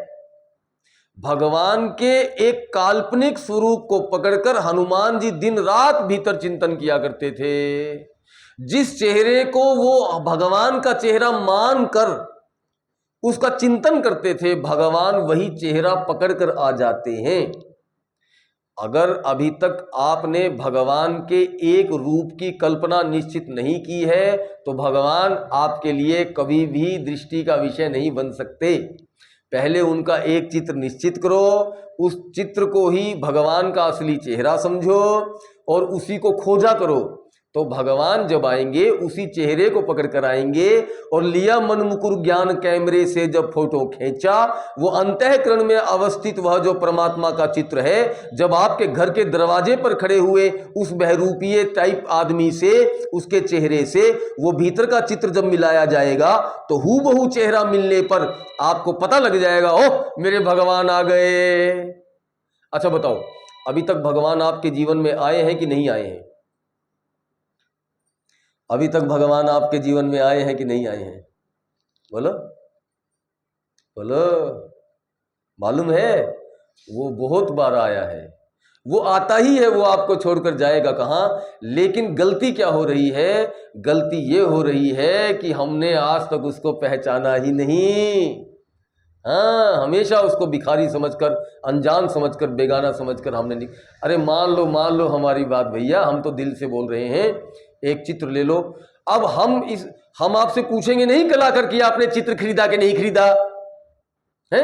अभी सेल लगी हो अग्रसेन भवन में, ये कथा के बाद सब यहां से स्कूटियां उठा के पहुंच जाओगी 5-5 हजार रुपए जेब में डालकर। सेल का अंतिम दिन है, सेल का अंतिम दिन है। अगर चित्र खरीदना है बताओ, आज कौन कौन चित्र खरीद लेगा? बताओ, विचार करो, क्या लाभ हुआ आपको कथा सुनाने का?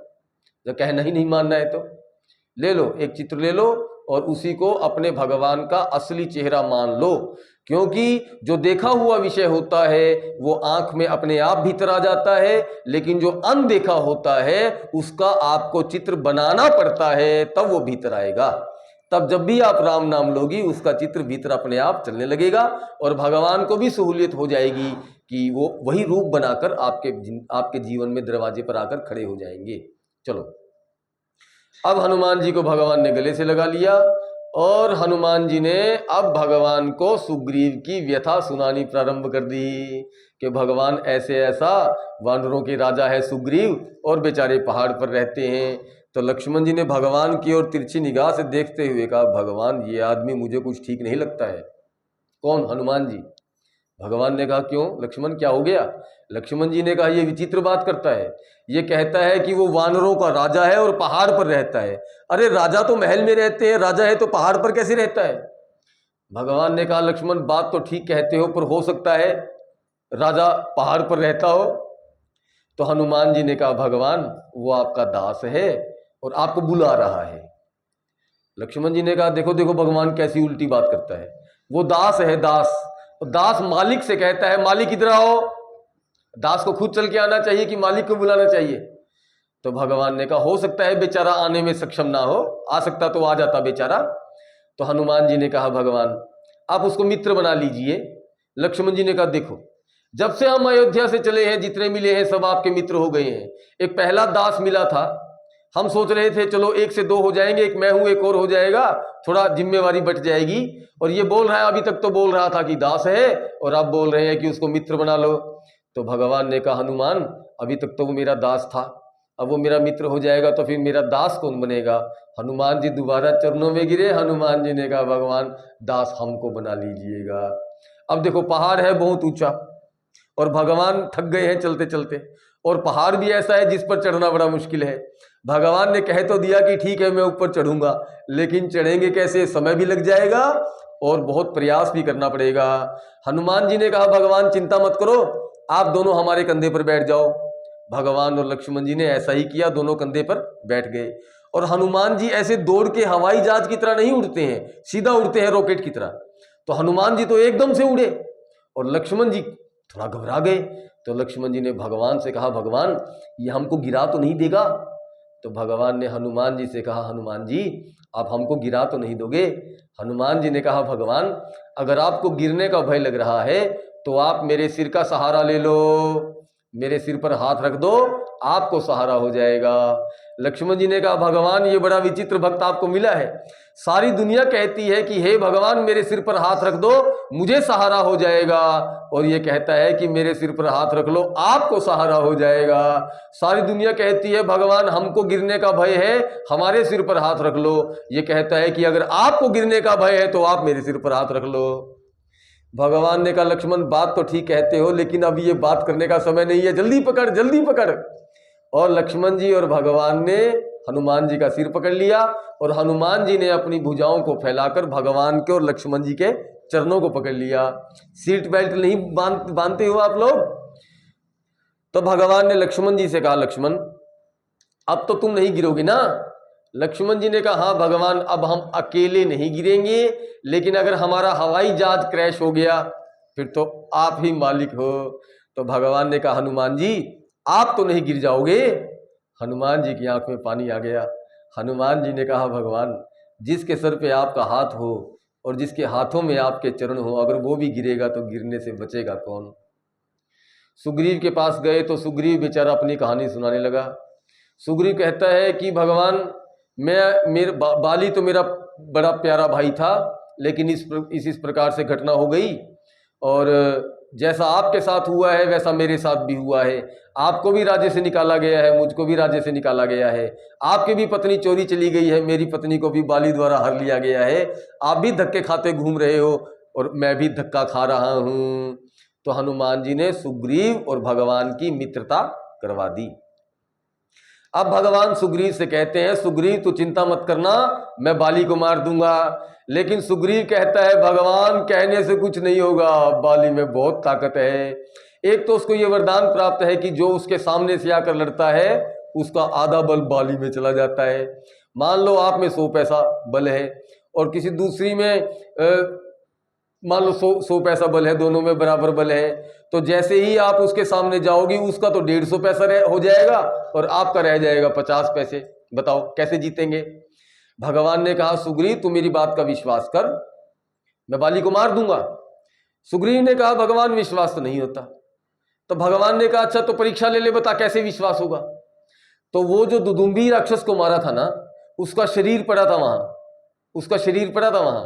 तो सुग्रीव ने कहा कि महाराज आपको एक बात बताऊं, उस बाली ने ना जब इसका सिर उठा के फेंका था तो ये इतनी दूर आके पड़ा था। यहाँ देखो ये जो पहाड़ पर ये जो अलग से पहाड़ दिखाई दे रहा है ना ये उसी का सिर है। तो भगवान ने कहा अच्छा चलो मैं भी एक बार कोशिश करके देखता हूँ। भगवान गए और भगवान ने उसको अपने पैर से छू दिया और अपने पैर के अंगूठे को हल्का सा टिक कर दिया, ऐसा सरका दिया और आसमान में अंतरिक्ष में चला गया, वापिस ही नहीं आया वो। तो भगवान मुस्कुराते हुए बोले क्यों सुग्रीव अब तो तुझको विश्वास हो गया ना कि मैं बाली को मार दूंगा। सुग्रीव ने कहा नहीं भगवान नहीं मार पाओगे। अरे अब भी नहीं मानता है। सुग्रीव ने कहा भगवान जिस समय बाली ने इसको उठा के मारा था ना उस समय तो इसमें मांस थी, मज्जा थी, रक्त था, उस समय तो ये बहुत भारी था, अब तो ये कंकाल है, अब तो सूख गया है बिल्कुल।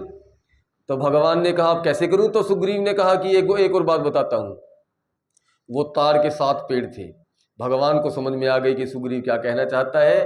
भगवान ने तुरंत अपना तीर कमान निकाला, एक तीर छोड़ा, वो तार के 7 पेड़ों को बेधता हुआ वापस तरकश में आ गया। अब सुग्रीव को लगा कि हाँ अब मैं मान सकता हूं कि आप मार सकते हो। तब सुग्रीव गया, उसने बाली को ललकारा बाली आया फुफकारता हुआ और उसने इतना मारा सुग्रीव को, इतना मारा सुग्रीव को कि वो लहूलुहान हो गया। और सुग्रीव बेचारा पिटाई खाता रहा और पीछे देखता रहा, तीर अब आएगा अब आएगा, लेकिन तीर ना आना था ना आया और बेचारा खून बहते हुए खून के साथ वापिस आया और भगवान की ओर देख भी नहीं रहा है, देख नहीं रहा है, चढ़ गया वापिस पहाड़ पर। भगवान मुस्कुराते हुए सुग्रीव के पास पहुंचे, कहा सुग्रीव नाराज हो गए क्या भैया? सुग्रीव ने कहा अगर आप हमको मरवाना ही चाहते हो तो अपने हाथों से क्यों नहीं मार देते हो? यहाँ तो बड़ी बड़ी घोड़ियां गा रहे थे, ऐसे मार दूंगा वैसे मार दूंगा, एक बाण में मार दूंगा। बाण चलाना भूल क्यों गए भगवान? भगवान ने बड़ी विचित्र बात कही। भगवान ने कहा सुग्रीव मैं तो तैयार खड़ा था बाण लेकर, लेकिन मैं पहचान नहीं पाया कि कौन बाली है और कौन सुग्रीव है। ये बात आपने सुनी है कि नहीं सुनी है? तो आपको भगवान की इस बात पे विश्वास हो रहा है? मालूम है एक माँ के दो बेटे होते हैं, राम और श्याम, जुड़वा होते हैं। वो माँ भी पहचान जाती है कौन राम है कौन श्याम है, वो तो लौकिक माँ है। आप भगवान हो, आप नहीं पहचान पाए कौन सुग्रीव कौन बाली? और सुनो, 1 साल हो गया सुग्रीव को पहाड़ पे पड़े हुए। यहाँ कोई कपड़े की दुकान है, बाली राजा है, बाली राजा है, ये सुग्रीव फकीर है। बाली बढ़िया कपड़ा पहनता होगा, सोच के देखो, बाली बढ़िया कपड़ा पहनता होगा। ये 1 साल से उन्हीं कपड़ों में घूम रहा है, फटे चीथड़ों में, 1 साल हो गया इसको निकले हुए। और सुनो, बाली तो माल खाता है, बाली तो हट्टा कट्टा हो गया होगा माल खा के। और सुग्रीव बेचारा, हनुमान जी कोई फल ला कर दे दे तो खा ले, वरना उनकी एकादशी। हनुमान जी के तो गाल क्या नाम है, सुग्रीव के तो गाल जो है पिचके हुए होने चाहिए। भगवान ने कहा सुग्रीव मैं पहचान नहीं पाया। सुग्रीव ने कहा भगवान हमारी हालत तो देखो, आप हमको नहीं पहचान पाए, कमाल है, कहां बाली कहां मैं, आप इतना भी नहीं पहचान पाए कि बाली कौन है और सुग्रीव कौन है। भगवान ने कहा सुग्रीव तू बाहर की बात कर रहा है ना, मैं बाहर से किसी को देखता ही नहीं, मैं जिसको भी देखता हूं भीतर से देखता हूं, और भीतर से देखने पर जैसा बाली था वैसा ही तू था। बाली के भीतर तेरे प्रति जितना द्वेष था, तुझ में भी बाली के प्रति उतना ही द्वेष था। जितना क्रोध उसमें था उतना ही क्रोध तुझ में था। वो भी चाहता था कि वो तुझको मार दे और तू भी चाहता था कि तू बाली को मार दे। तो तू देह की दृष्टि से बात मत कर, अंतर्दृष्टि से, अंतःकरण की दृष्टि से तुझ में और बाली में कोई अंतर नहीं था। अगली बात सुनो, भगवान ने कहा कि सुग्रीव चिंता मत कर, मैं कोई उपाय करता हूं पहचान का। भगवान ने लक्ष्मण जी से कहा लक्ष्मण जरा वो गजमुक्ता के फूल देख रहा है, वो जो जामुनी रंग की के फूल लगे हैं उस बेल पर, एक पेड़ पर एक बेल लगी थी भाई साहब, वो जामुनी जामुनी रंग के फूल थे बड़े बड़े, उसका नाम था गजमुक्ता। तो भगवान ने इशारा करके कहा लक्ष्मण जरा ये गजमुक्ता के फूल तोड़ ला। लक्ष्मण जी तुरंत दौड़कर फूल तोड़ लाए। भगवान ने एक माला बनाई और सुग्रीव के गले में वो हार पहना दिया। अब बताओ कौन जीतेगा, सुग्रीव जीतेगा या बाली जीतेगा? कौन जीतेगा? अब सुग्रीव जीतेगा। अब में और तब में क्या अंतर पड़ गया? हार का अंतर पड़ गया ना, नोट करो। सबसे पहली बात यह है कि ये जो हार है ये गजमुक्ता के फूलों का है। गज मतलब होता है अहंकार, मुक्ता माने होता है अहंकार से मुक्त कर देने वाला। अभी पहले जब सुग्रीव गया था पिछली बार, तो इसमें भी कुछ अभिमान था, आज तो मजा आ जाएगा, अगर बाली ने मुझको मारा मैं भी बाली को मारूंगा। बाली इसको मारता था तो ये भी दो, अगर बाली इसको 10 मुक्के मारता था तो एक आधा मुक्का तो बीच में सुग्रीव भी मारता ही था। यद्यपि वो भगवान के भरोसे था, लेकिन 100% भगवान के भरोसे नहीं था, अपने भी बल का उसमें भाव था, 2-4 मुक्के तो मैं भी मारूंगा ही, मैं भी योद्धा हूं। तो भगवान ने कहा तू ही लड़ ले, तू लड़ ले, जा लड़ ले, मैं तो नहीं लड़ूंगा, मैं तो तभी लड़ूंगा जब तू लड़ना छोड़ देगा। गजमुक्ता का अर्थ होता है अहंकार का विसर्जन हो जाना। जब तक आपके भीतर चाहे तन बल हो, चाहे जन बल हो, चाहे धन बल हो, तब तक आपको परमात्म बल नहीं मिलेगा। इसमें एक रहस्य है, सुनो ध्यान से। देखो, जो जिसका आश्रय होता है वो उसी का भगवान होता है। नोट करो, जैसे अगर जीवन में मुसीबत आने पर आपको तुरंत अपने बैंक बैलेंस की याद आती है, पैसे की याद आती है, तो आपका भगवान पैसा है। अगर जीवन में संकट पड़ने पर आपको अपने भाई की याद आती है, पति की याद आती है, बाप की याद आती है, बेटे की याद आती है, तो आपका भाई, पति, बेटा, बाप, ये आपके भगवान हैं। अगर आपको संकट पड़ने पर एसपी साहब की याद आती है तो एसपी साहब आपके भगवान हैं। अगर आपको बंदूक की याद आती है तो बंदूक आपके भगवान हैं। और अगर आपको भगवान की याद आती है तभी भगवान आपके भगवान हैं। जो आश्रय होता है वही परमात्मा होता है, उसी की सत्ता होती है, उसी के आश्रय में आप जीते हो, उसी को भगवान मान के चलते हो। दूसरी बात बताओ, जो जिसका आश्रय कमजोर होगा वो कितने दिन टिकेगा? अरे जब आप सड़क पे चलती हो और कहीं फिसलन वाली भूमि हो तो उस पे पैर रखती हो कि पक्के पक्के फर्श पर चलती हो? पक्के फर्श पर चलती हो ना। क्यों फिसलने वाले फर्श पर क्यों नहीं चलती? क्योंकि वहां मत चलो जहां फिसलन है, तुम फिसल जाओगी। तो जो मरण धर्मा आश्रय है, जो न रहने वाला आश्रय है, जो जो जो जो कमतर बल वाला आश्रय है, उसका आश्रय लेने पर आप कितने दिनों तक चलोगी बोलो? तो अगर अपना आश्रय बनाना है किसी को तो उस परमात्मा को आश्रय बनाओ, उसके सिवा किसी को अपना आश्रय मत समझो। कोई संकट आए सबसे पहले ध्यान कहाँ जाना चाहिए? देखो, द्रौपदी ने भी गलती की, इसलिए बिल्कुल बाल बाल बची है। गजराज ने भी गलती की, इसलिए 1000 साल तक लड़ने के बाद फिर बचा है। और सुग्रीव ने भी गलती की और सुग्रीव अब बचेगा जाकर। लेकिन जब तक अपने बल पर आपको अभिमान रहेगा तब तक भगवान का बल कोई काम नहीं करेगा। अगली बात सुनो, अभी भगवान ने सुग्रीव को क्या पहनाया है?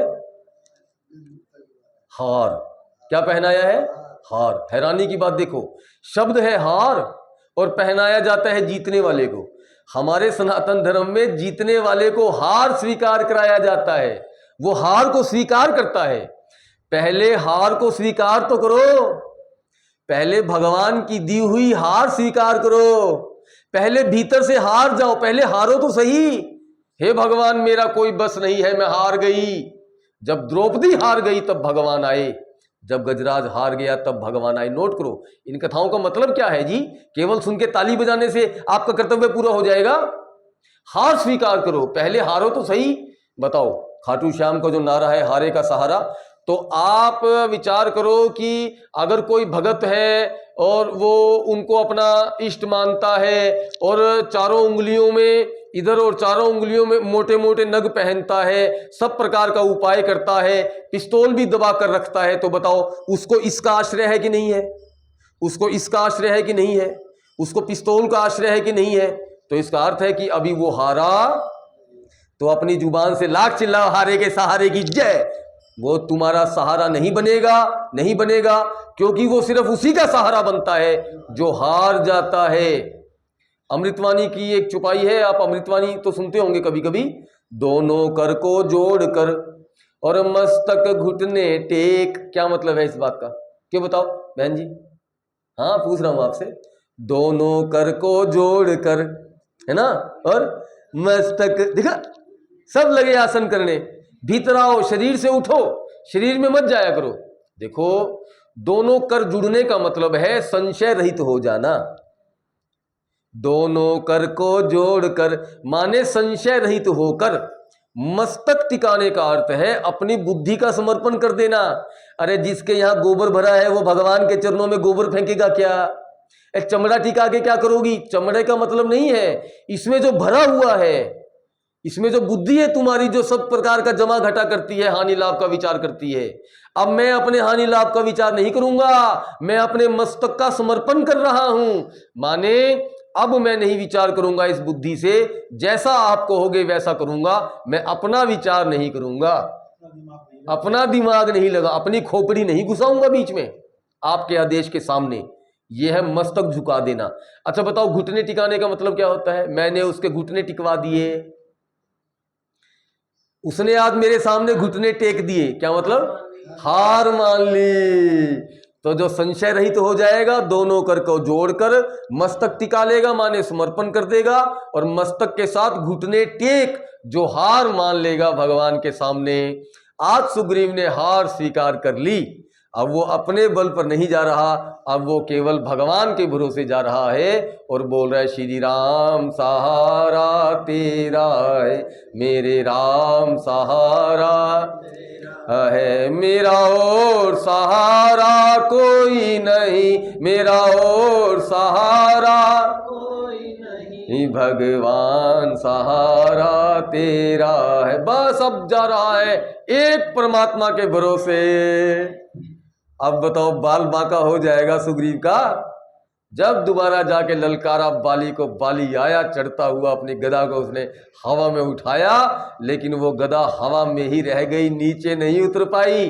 तीर आया पेड़ के पीछे से सनसनाता हुआ, बाली की छाती में गिरा और बाली धराशायी हो गया इस धराधाम पर। नोट करो। तो जीव को त्रस्त करने वाला जो बल का अभिमान है वही बाली है। अगर बाली को आप मारना चाहती हो, उससे जो आपको त्रास मिलता है, कष्ट मिलता है, उससे बचना चाहती हो, तो बल का अभिमान हार जाओ और एक परमात्मा के चरणों में अपने जीवन का समर्पण कर दो। वो परमात्मा पल नहीं लगाएगा, बल के अभिमान बाली को मार डालेगा। अब बाली भगवान से जिराबाजी कर रहा है। क्यों जी? दो भाइयों की लड़ाई में आपको पंच किसने बनाया? देखो भाई भाई का झगड़ा है।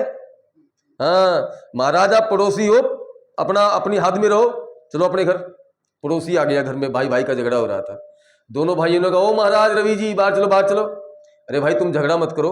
अरे हम झगड़ा करें या रगड़ा करें, तेरा क्या मतलब है? भाई भाई का झगड़ा है, तू कौन है बीच में बोलने वाला? तो बाली ने कहा, क्यों जी, ये भाई भाई का झगड़ा था, हैं? आप सरपंच कैसे बन गए? भगवान ने कहा, बात भाई भाई की नहीं है। मैं अयोध्या के चक्रवर्ती नरेश महाराजा दशरथ का दूत हूं। ये पूरा क्षेत्र उनके अंतर्गत आता है। अगर इस क्षेत्र में किसी पर कोई अन्याय किया जाएगा तो उस अन्याय को बदलने का, उसको दंड देने का राजा को अधिकार होता है। मैं दंड देने के लिए आया हूं। बाली ने कहा, अच्छा दंड देने आए हो तो एक बात बताओ, रावण को समझाने का कितना प्रयास किया जाएगा, बताना एक बार। बाली बोल रहा है, क्यों जी, चलो कोई बात नहीं, दंड देने आए हो ना, एक मौका देना चाहिए कि नहीं देना चाहिए? भाई दंड देना है, एक मौका देना चाहिए ना। अच्छा एक बात बताओ, आप कैसे जज हो जो एक तरफा बात सुन के आपने फैसला सुना दिया? आपने सुग्रीव की बात सुनी, आपने मेरी बात सुनी? आपने सुग्रीव की बात सुनी, आपने मेरी बात तो नहीं सुनी ना। मेरा भी तो पक्ष जानना चाहिए था। भगवान ने कहा, जब तूने सुग्रीव को मार मार के राज्य से निकाला था, तूने सुग्रीव का पक्ष जानना था? तूने भी तो आप देखा ना था, खटाखट उसको लगा लगा के उसको किष्किंधा से बाहर फेंक दिया। अच्छा माने जो तू करे किसी का पक्ष देखे बिना सब सही है। अच्छा उसने कहा, चलो एक बात बताओ, कोई बात नहीं, एक काम कर लेते, मुझको बुलवा लेते, हो सकता है कि हमारा समझौता हो जाता। रावण को समझाने के लिए पहले हनुमान जी गए, हनुमान जी के बाद फिर वो लक्ष्मण जी के हाथों से दो चिट्ठियां भेजी गई हैं, और बाद में अंगद जी भी जाएंगे समझाने के लिए। और रावण के परिवार में ही लोगों को प्रेरणा कर करके कभी मंदोदरी से समझवा रहे हैं, कभी माल्यवंत समझा रहा है, कभी प्रहस्त समझा रहा है, शूर्पणखा समझा रही है, कुंभकर्ण समझा रहा है। अरे रावण को समझाने के लिए इतना प्रयास किया, ओ महाराज मेरे को समझाने के लिए भी एक बार प्रयास कर लेते, मेरे को बुला लेते, मेरे पास आ जाते, मुझे समझा देते, हो सकता है मैं समझ जाता और हम भाइयों की सुलह हो जाती। भगवान ने कहा, बाली समझाया उसको जाता है जिसके जीवन में थोड़ा बहुत धर्म का आचरण होता है। तू पशुवत जीवन यापन करने वाला, बिना विचारे किसी से भी लड़ लेने वाला। भाई मनुष्य को अगर कोई ललकारेगा, मनुष्य को अपने हानि लाभ का विचार करके झगड़ा मोल लेना चाहिए। ये तो पशुओं को काम है, हल्का सा ललकारते ही तुरंत निकल के भागता है। बाली ने कहा, अच्छा वो भी ठीक है, लेकिन अगर वीर थे तो सामने से क्यों नहीं मारा, पेड़ के पीछे से क्यों मार दिया? भगवान ने कहा, मैं आखेट करता हूं तो छिपकर ही करता हूं। पशु को कभी भी सामने से नहीं मारा जाता है, पशु को पीछे से मारा जाता है। लेकिन बाली एक बात बताऊं, मैंने तुझको वृक्ष की आड़ में मारा है, कर्म ही वृक्ष है, मैंने तुझको तेरे ही कर्मों की आड़ में मारा है। बताओ इस संसार में वो परमात्मा किसी को आमने सामने मारता दिखाई दिया है क्या? वो सबको कर्मों की आड़ से ही मारता है। तो भगवान ने कहा कि बाली तू पापी है, पापी है। बाली इस बात पे हंसने लगा।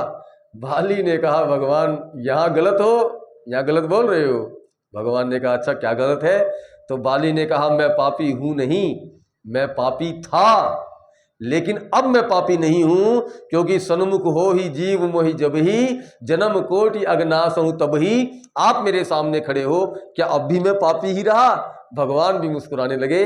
भगवान ने कहा, बाली अगर तू कहे तो मैं तेरा शरीर रख दूं, बाली ने कहा भगवान आपके हाथों से आपके सामने प्राण जा रहे हैं, आपको देखते देखते इससे सुंदर मृत्यु मैं कहाँ पाऊंगा।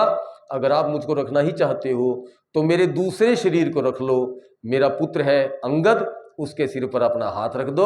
और भगवान ने अंगद के सिर पर हाथ रखते हुए सुग्रीव की ओर देखा और सुग्रीव ने मन में विचार किया, समझ गया समझ गया समझ गया। माने अंगद का बाल बाका नहीं होना चाहिए। भगवान ने लक्ष्मण जी के कान में कुछ कहा। लक्ष्मण जी सभी वानरों को साथ लेकर किष्किंधा नगर में चले गए। भगवान नहीं गए क्योंकि भगवान समझते हैं कि मैं नगर में प्रवेश नहीं करूंगा। लक्ष्मण जी ने तुरंत सुग्रीव को किष्किंधा का राजा बना दिया और अंगद को युवराज घोषित कर दिया। भगवान ने कहा, संदेश लक्ष्मण जी के हाथों भिजवा दिया था कि सुग्रीव बहुत थका हुआ है, बहुत दिनों से बेचारा परेशान था और वैसे भी बरसात के दिन आ रहे हैं, चौमासा लगेगा, तो 4 महीने जरा तू विश्राम कर, हम भी यहीं रहेंगे नीचे पहाड़ पर और 4 महीने के बाद आ जाना। मैंने तेरा काम पूरा कर दिया है, तुझको भी मेरा काम, क्यों भाई, लेने का देना होना चाहिए कि नहीं होना चाहिए, तो 4 महीने के बाद आ जाना। लेकिन 4 महीने बीत गए। भगवान हर रोज सुबह उठते हैं और रास्ता देखते हैं किष्किंधा का, अब आएगा अब आएगा, लेकिन जैसे सुबह होती है ऐसे ही शाम हो जाती है और सुग्रीव का दूर दूर तक कोई निशान नहीं मिलता। जब बहुत दिन हो गए तो एक दिन भगवान ने वो बाण निकाला तरकस से जिससे बाली को मारा था और उस बाण को ऐसे करके देखने लगे। लक्ष्मण जी समझ गए कि भगवान क्या चाहते हैं। लक्ष्मण जी ने कहा भगवान मैं जाऊं? भगवान ने कहा जाओ। लेकिन तब भगवान ने कहा लक्ष्मण वो 1 नंबर का डरपोक आदमी है, उसको मारना मत, डरा देना, लेकिन इस तरीके से मत डराना कि मुझसे दूर भाग जाए, ऐसा डराना कि मेरे पास आ जाए। गए लक्ष्मण जी फुफकार मारते हुए, शेषनाग है ना, फुफकारते हुए गए। हनुमान जी रास्ते में मिल गए और हनुमान जी ने तुरंत तारा को सुग्रीव के कक्ष में भेजा और इससे पहले कि सुग्रीव जागता लक्ष्मण जी को ले जाकर सुग्रीव के पलंग पर बिठा दिया। और जब सुग्रीव उठा लक्ष्मण जी को देखकर थर थर कांपने लगा और कहने लगा कि महाराज मैंने आधा काम कर दिया है, चिंता मत करना, मैंने सब तरफ संदेश भिजवा दिया है, सभी वानर भालू रीछ आदि आते ही होंगे और बस मैं तो सोच ही रहा था आज नहीं तो कल, बस मैं आ ही रहा था महाराज, मैं तो चल ही रहा था, नहीं दुनिया वाले बहानेबाजी करते हैं। लक्ष्मण जी ने कहा अच्छा ठीक है। लक्ष्मण जी आ गए वापिस और सुग्रीव आया, भगवान के चरणों में गिरा। नोट करो, सब तरफ से वानर भालू एकत्र हो गए हैं, 4 दल बनाए गए हैं। जो दक्षिण दिशा की ओर जाने वाला दल है उसमें 3 प्रमुख सदस्य हैं। सबसे बड़े हैं जामवंत जी। जामवंत माने होता है ज्ञानवंत, ज्ञानवंत माने जिनको ज्ञान प्राप्त हो गया, माने संत, माने गुरु जी, महात्मा ऐसा लगा लो। और एक हनुमान जी है इस दल में, एक अंगद जी है और बहुत सारे बंदर हैं, दरिमुख है, दधिमुख है, बहुत सारे हैं। तो लेकिन प्रमुख जो है वो जामवंत जी है, उसके बाद हनुमान जी है, उसके बाद अंगद जी हैं। भगवान ने हनुमान जी को बड़ी आस से भरी हुई आंखों से एक मुद्रिका निकाल कर दी है। कहा है हनुमान जब सीता जी मिल जाए ना तो ये मुद्रिका उनको दे देना, उनको तुम्हारी पहचान हो जाएगी।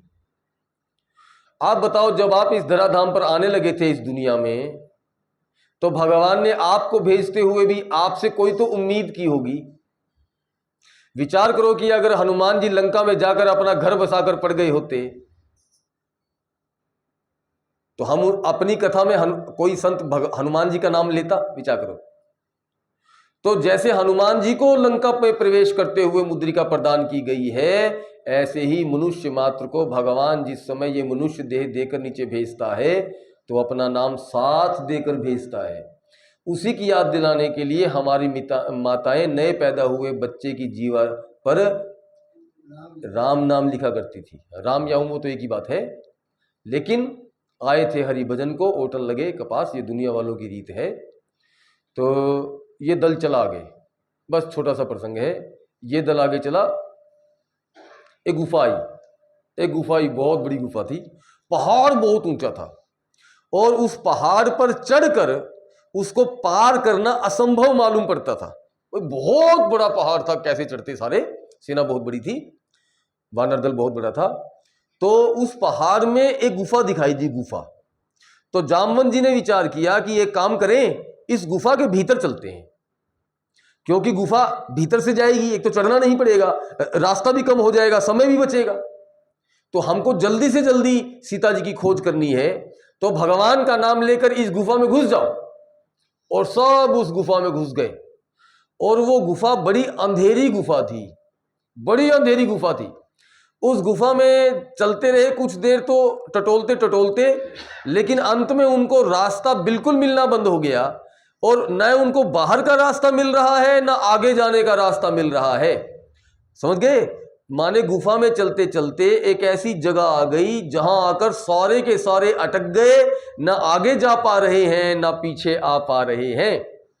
तब सब रोने लगे, सब कहने लगे अब तो हमारा जीवन नष्ट हो गया, हम भगवान के कोई काम नहीं आ पाए, अब हम कैसे तो यहां से निकलेंगे और कैसे भगवान का काम करेंगे।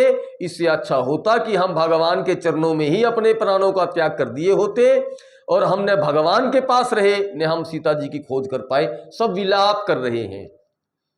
इतने में उस गुफा से एक सफेद बालों वाली स्त्री निकली, सफेद पूरी की पूरी, कपड़े भी सफेद, रंग भी सफेद। क्या नाम था उसका? उसका नाम था स्वयं प्रभा। क्या नाम था उसका? नाम था स्वयं प्रभा। वो आई तो प्रकाश हो गया। स्वयं प्रभा आई ना, तो गुफा में प्रकाश हो गया। तो स्वयं प्रभा ने कहा, क्यों रोते हो, क्यों रोते हो, क्या चाहते हो? तो वानरों ने कहा कि हमको बड़ी प्यास लगी है और हमको यहां से बाहर जाना है गुफा से। तो स्वयं प्रभा ने कहा, एक काम करो, सब बैठ जाओ आराम से, अपने अंतःकरण को अपनी इंद्रियों को अंतर्मुखी कर लो, आंखों को बंद कर लो, इंद्रियों को अंतर्मुखी कर लो और मैं तुमको बाहर पहुंचा दूंगी। और जैसे ही पूरे वानर दल ने अपनी इंद्रियों को समेटकर आंखों को बंद किया, भीतर ले गए। वो जब उन्होंने आंख बंद की थी तब तो वो गुफा में थे ना, जब उनकी आंख खुली तो वो सागर के किनारे थे सारे के सारे। बोलो, जब आंख बंद की तो गुफा में बंद की, लेकिन खुली तो सबके सब सागर के किनारे पहुंच गए। देखो साफ लिखा है। मालूम है क्या मतलब है इसका? देखो, सीता जी की खोज करने के लिए जा रहा है दल, माने भक्ति की खोज करने के लिए जा रहा है, माने भगवान का काम करने जा रहा है। तो साधन मार्ग पर चल रहा है। साधन मार्ग पर चलते चलते बहुत ऐसे पड़ाव आ जाते हैं जहां से ना तो आगे जाने का रास्ता मिलता है और वापसी आप जा नहीं सकते। मान लो आपको साधन करते करते आज 6 साल हो गए। मान लो साधन करते करते आपको 6 साल हो गए, न तो आपको अपनी स्थिति में कोई परिवर्तन मालूम पड़ता है, न आपको भीतर कोई शांति मालूम पड़ती है। तो आप सोचते हो कि 6 साल हो गए मुझे तो साधन करते करते, अब मैं क्या तो करूं क्या ना करूं, ना तो मैं साधन को आगे बढ़ा पा रही हूं और न मैं अब साधन को छोड़ ही सकती हूं, न तो मैं संसार की रही और ना मैं भगवान को पा सकी। ऐसा होता है। देखो, मालूम है, अगर आप में से किसी ने साधन किया है तो आपको यह अनुभूति जरूर आई होगी, अगर नहीं किया तो अलग बात है। क्योंकि साधन मार्ग के हजारों उतार चढ़ावों में ऐसा मौका बहुत बार आता है जब साधक अपने आप को अटका हुआ खड़ा हुआ महसूस करता है, उसको अपने साधन में कोई गति मालूम नहीं पड़ती, तब उसका अंतःकरण ग्लानि से भर जाता है कि मैं चला तो बड़े उत्साह से था, न मालूम क्या हो रहा है, कोई तरक्की नहीं हो रही है, कोई अनुभूति नहीं अब मिल रही है, भगवान का कोई संदेश नहीं आ रहा है। उस समय साधक भीतर से कटने लगता है, उसको लगता है अब मेरा जीवन नष्ट हो जाएगा, उसको लगता है। ऐसे मौके पर स्वयं प्रभा पैदा होती है। स्वयं का अर्थ है अपनी, प्रभा का अर्थ है अपना विवेक, अपनी प्रभा पैदा होती है। वो जो पहले उपदेश सुने हुए हैं ना संतों के, वो उपदेश उस समय काम आते हैं, उससे उत्साह बन जाता है। और अगर आपके भीतर एक बार स्वयं प्रभा आ जाए, थोड़ा विवेक आप में जागृत हो जाए और तुरंत आंखों को बंद कर लेना, आप बिल्कुल किनारे लग जाओगे, बिल्कुल किनारे लग जाओगे। वहां से एक छलांग लगाई कि आप पार हुए, बस। अभी कितना साधन कर लिया। अच्छा, एक और बात बताऊं, यहां से दिल्ली जाओगे ना तो रास्ते में लिखा हुआ रहता है दिल्ली 64 किलोमीटर, दिल्ली 32 किलोमीटर, दिल्ली, तो आपको पता है मैं कितने किलोमीटर आ गया, कितना किलोमीटर बाकी है। लेकिन ये जो अध्यात्म का रास्ता है, इसमें पता ही नहीं लगता कि मैं कितना साधन कर चुकी हूं, कितना साधन मुझे करना है, अभी मेरा लक्ष्य कितना दूर है। तो उसमें साधक घबरा भी जाता है और कई बार उसको ऊब भी आ जाती है साधन से। तो अपनी बुद्धि से, अपने विवेक से बार बार ऊब आने पर नए उत्साह से साधन में लगने वाला साधक, समझ रही हो, अपने आप को बिल्कुल सागर के किनारे पहुंचा लेता है। और वो सागर के किनारे पहुंच गए हैं, यहीं से हनुमान जी छलांग लेंगे, पूरी सेना यहीं इकट्ठी होगी, यहीं से हनुमान जी छलांग लेंगे और यहीं से फिर पुल बनाने के लिए भगवान आएंगे। यहीं 3 दिन भगवान लेटेंगे सागर के किनारे। सागर किसे कहा जाता है कल भी बताएंगे, याद भी समझ लो। अपारे संसारे विषय विष पूरो जल निधो। अच्छा, कल जब हम कथा शुरू करेंगे तब आप में से अधिकतर लोग होंगे ही नहीं, तो इसलिए आप ये विषय कल नहीं सुन पाओगे, ठीक है। हाँ, जो शुरू ये तो कल सुंदरकांड का सबसे पहला प्रसंग है, ये तो कल हो जाएगा आपके आने से पहले ही, तो इसलिए थोड़ा टेस्ट कर लो और स्वाद लगे तो कल जल्दी आ जाना, ठीक है, नोट करो। अपारे संसारे विषय विष पूरो जल निधो। विषय रूपी जल से भरा हुआ, विषय रूपी विष से भरा हुआ यह जो अपार संसार है, यही सागर है। संसार के किनारे पर आ जाना, सागर के किनारे आ जाना है। इसी को भव सागर भी कहा जाता है। भव सागर पार करना, सागर पार करना, संसार पार करना, ये तीनों एक ही बात को अलग अलग तरीके से कहा गया है, ठीक है। यह जो संसार सागर है, इसके किनारे पर पहुंच जाना भी बहुत बड़ी उपलब्धि है। ऐसी स्थिति में आ जाना कि एक छलांग लगते ही आप पार हो जाओ, यह भी बहुत बड़ी उपलब्धि है। आज सभी वानर, पूरा का पूरा दल सागर के किनारे पहुंच गया। अब क्या हो रहा है मालूम है? अब इतना विस्तृत सागर है कि ये छोर तो दिखाई देता है और वो छोर दिखाई नहीं देता। अब यहां से लंका दिखाई नहीं दे रही, यही नहीं पता कि सीता जी कहां है, कहां नहीं है भी कि नहीं है। अब सागर के पास तो आ गए, आगे चलने के लिए रास्ता बचा? भाई जब किनारे पे आ गए, आगे चलने के लिए रास्ता नहीं बचा ना। अब फिर सबने रुदन प्रारंभ कर दिया, सब रोने लगे, आगे तो रास्ता ही नहीं है, अब हम क्या करेंगे, हम कहाँ जाएं, हम सागर के किनारे ही दम तोड़ देंगे, हम वापस जाकर भगवान को अपना चेहरा नहीं दिखाएंगे। और ये सब बातें सुन रहा था एक और गिद्ध था, वही जटायु का बड़ा भाई, उसका नाम था संपाति। वो सुन रहा था, वो गुफा में था, और सुनकर उसने बाहर झांक कर देखा, वाह वाह क्या बात है, इतने बंदर। तो संपाति ने सोचा, वाह भगवान ने बड़ी कृपा की, अब तो मुझको इतना आहार मिल गया कि जितना खाऊं उतना कम। तो संपाति ने कहा कि आज तो मुझे आहार मिल गया, और ये बात अंगद जी के कान में पड़ गई। तो अंगद जी ने कहा, वाह वाह क्या बात है, एक वो गिद्ध था जटायु जिसने भगवान का काम करने के लिए अपने प्राणों का त्याग कर दिया, और एक आप गिद्ध हो जो भगवान का काम करने के लिए निकले हुए भक्तों को खाना चाहते हो। संपाति ने जब जटायु का नाम सुना तो उसने कहा, किसकी चर्चा करते हो, जरा दोबारा बताना, क्या नाम बताया, क्या नाम बताया? अंगद जी ने कहा, जटायु। संपाति ने कहा, जटायु मर गया? अंगद जी ने कहा, तुम जटायु को जानते हो? संपाति ने कहा, अरे वो मेरा छोटा प्यारा भाई था, वो मेरा प्यारा भाई था। तब जब पता लगा संपाति जी को कि ये तो भगवान के सब भक्त हैं, ऐसे ऐसे सीता जी की खोज के लिए निकले हुए हैं और सब इस समय दुखी मन से बैठे हैं, तो संपाति जी ने कहा, सुनो मेरी बात ध्यान से, मैं गिद्ध हूँ, गिद्ध की दृष्टि बड़ी तेज होती है। यद्यपि आप में से किसी को अभी नहीं दिखाई दे रहा, लेकिन मुझको दिखाई दे रहा है कि यहाँ से दक्षिण दिशा में एक द्वीप है लंका नाम का, उसमें एक अशोक वाटिका नाम की वाटिका है, उसमें सीता जी बैठी हैं, और मैं सीता जी को अशोक वाटिका में बैठी हुई स्पष्ट देख पा रहा हूं। लेकिन जो लांघई सतजोजन सागर, भगवान का काम कौन कर सकता है, सीता जी की रक्षा कौन कर सकता है, सीता जी का पता कौन लगा सकता है, भक्ति का अनुसंधान कौन कर सकता है? केवल वही कर सकता है जो सतयोजन सागर को लांघ सकता है। ये बात समझ में आ गई? अब बताओ सतयोजन सागर का क्या मतलब होता है?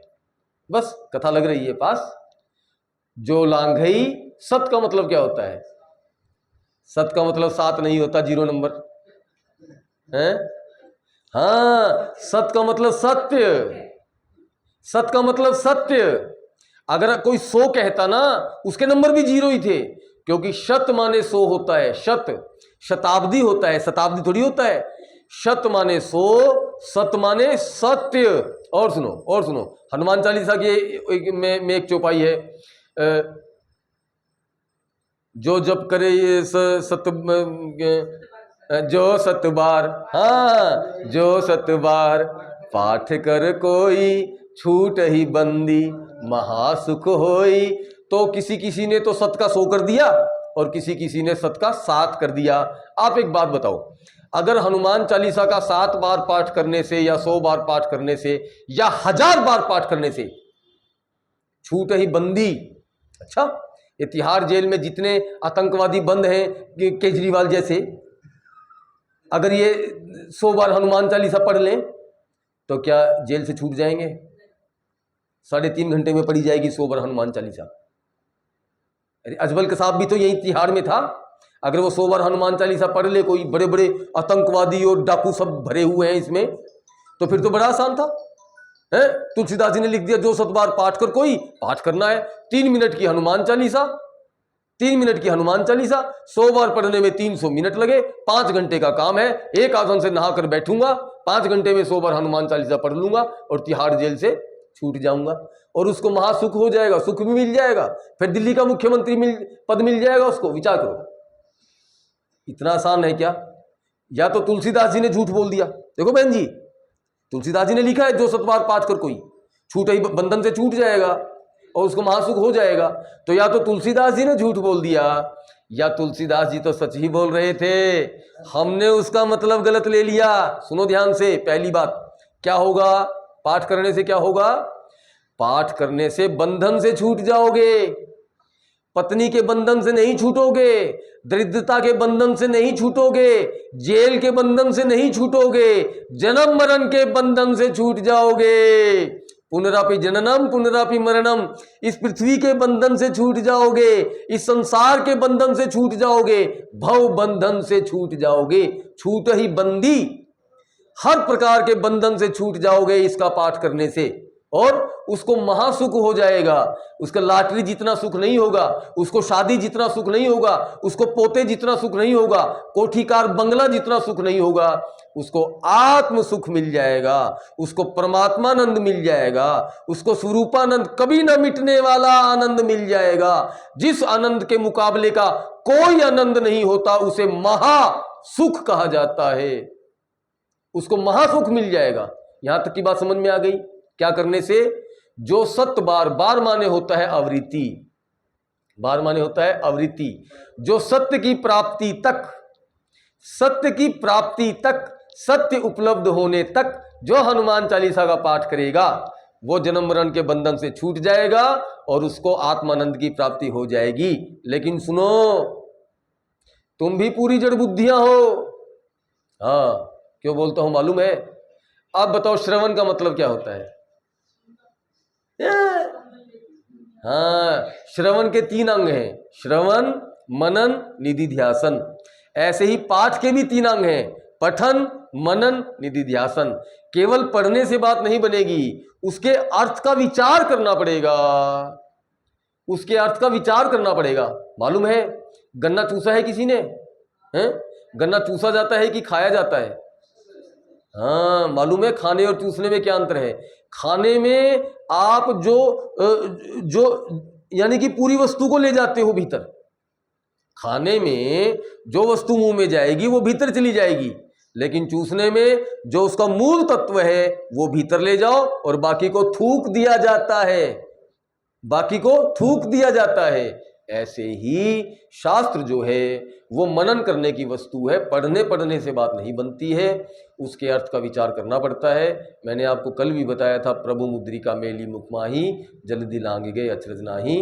भगवान की मुद्रिका माने भगवान का नाम, इसको जीवारानी पर रखने पर आप भी जल्द ही लांग जाओगी, माने संसार पार कर जाओगी, इसमें कोई हैरानी की बात नहीं है। तो जो लांघई, जो लांघ सकता है सत्य योजन, योजन माने आयोजन, योजन माने योजना, माने सत्य की प्राप्ति के लिए यह जो आयोजन किया गया है जगत का, सत्य की प्राप्ति के लिए यह जो संसार रूपी योजना का निर्माण किया गया है भगवान के द्वारा, जो इस संसार को बिना ममता का बंधन बांधे पार कर जाएगा, जो यहां फंसेगा नहीं, आएगा लेकिन बिना फंसे निकल जाएगा, जो लांघई सत्य के आयोजन के लिए बनाया गया सागर, जो लांघई सतजोजन सागर, जो यहां अटकेगा नहीं, भटकेगा नहीं, लटकेगा नहीं, घर बनाकर बैठ नहीं जाएगा, जो निकलता ही चला जाएगा, चलता ही चला जाएगा, अपनी मंजिल की ओर बढ़ता चला जाएगा, जो लांघई सतजोजन सागर, वही भगवान का काम कर सकता है। अगर आप भगवान का काम करना चाहती हैं तो आपको भी इसी रास्ते पर चलना पड़ेगा। बस अंतिम बात, अब यहां विचार होगा, कल करेंगे विचार।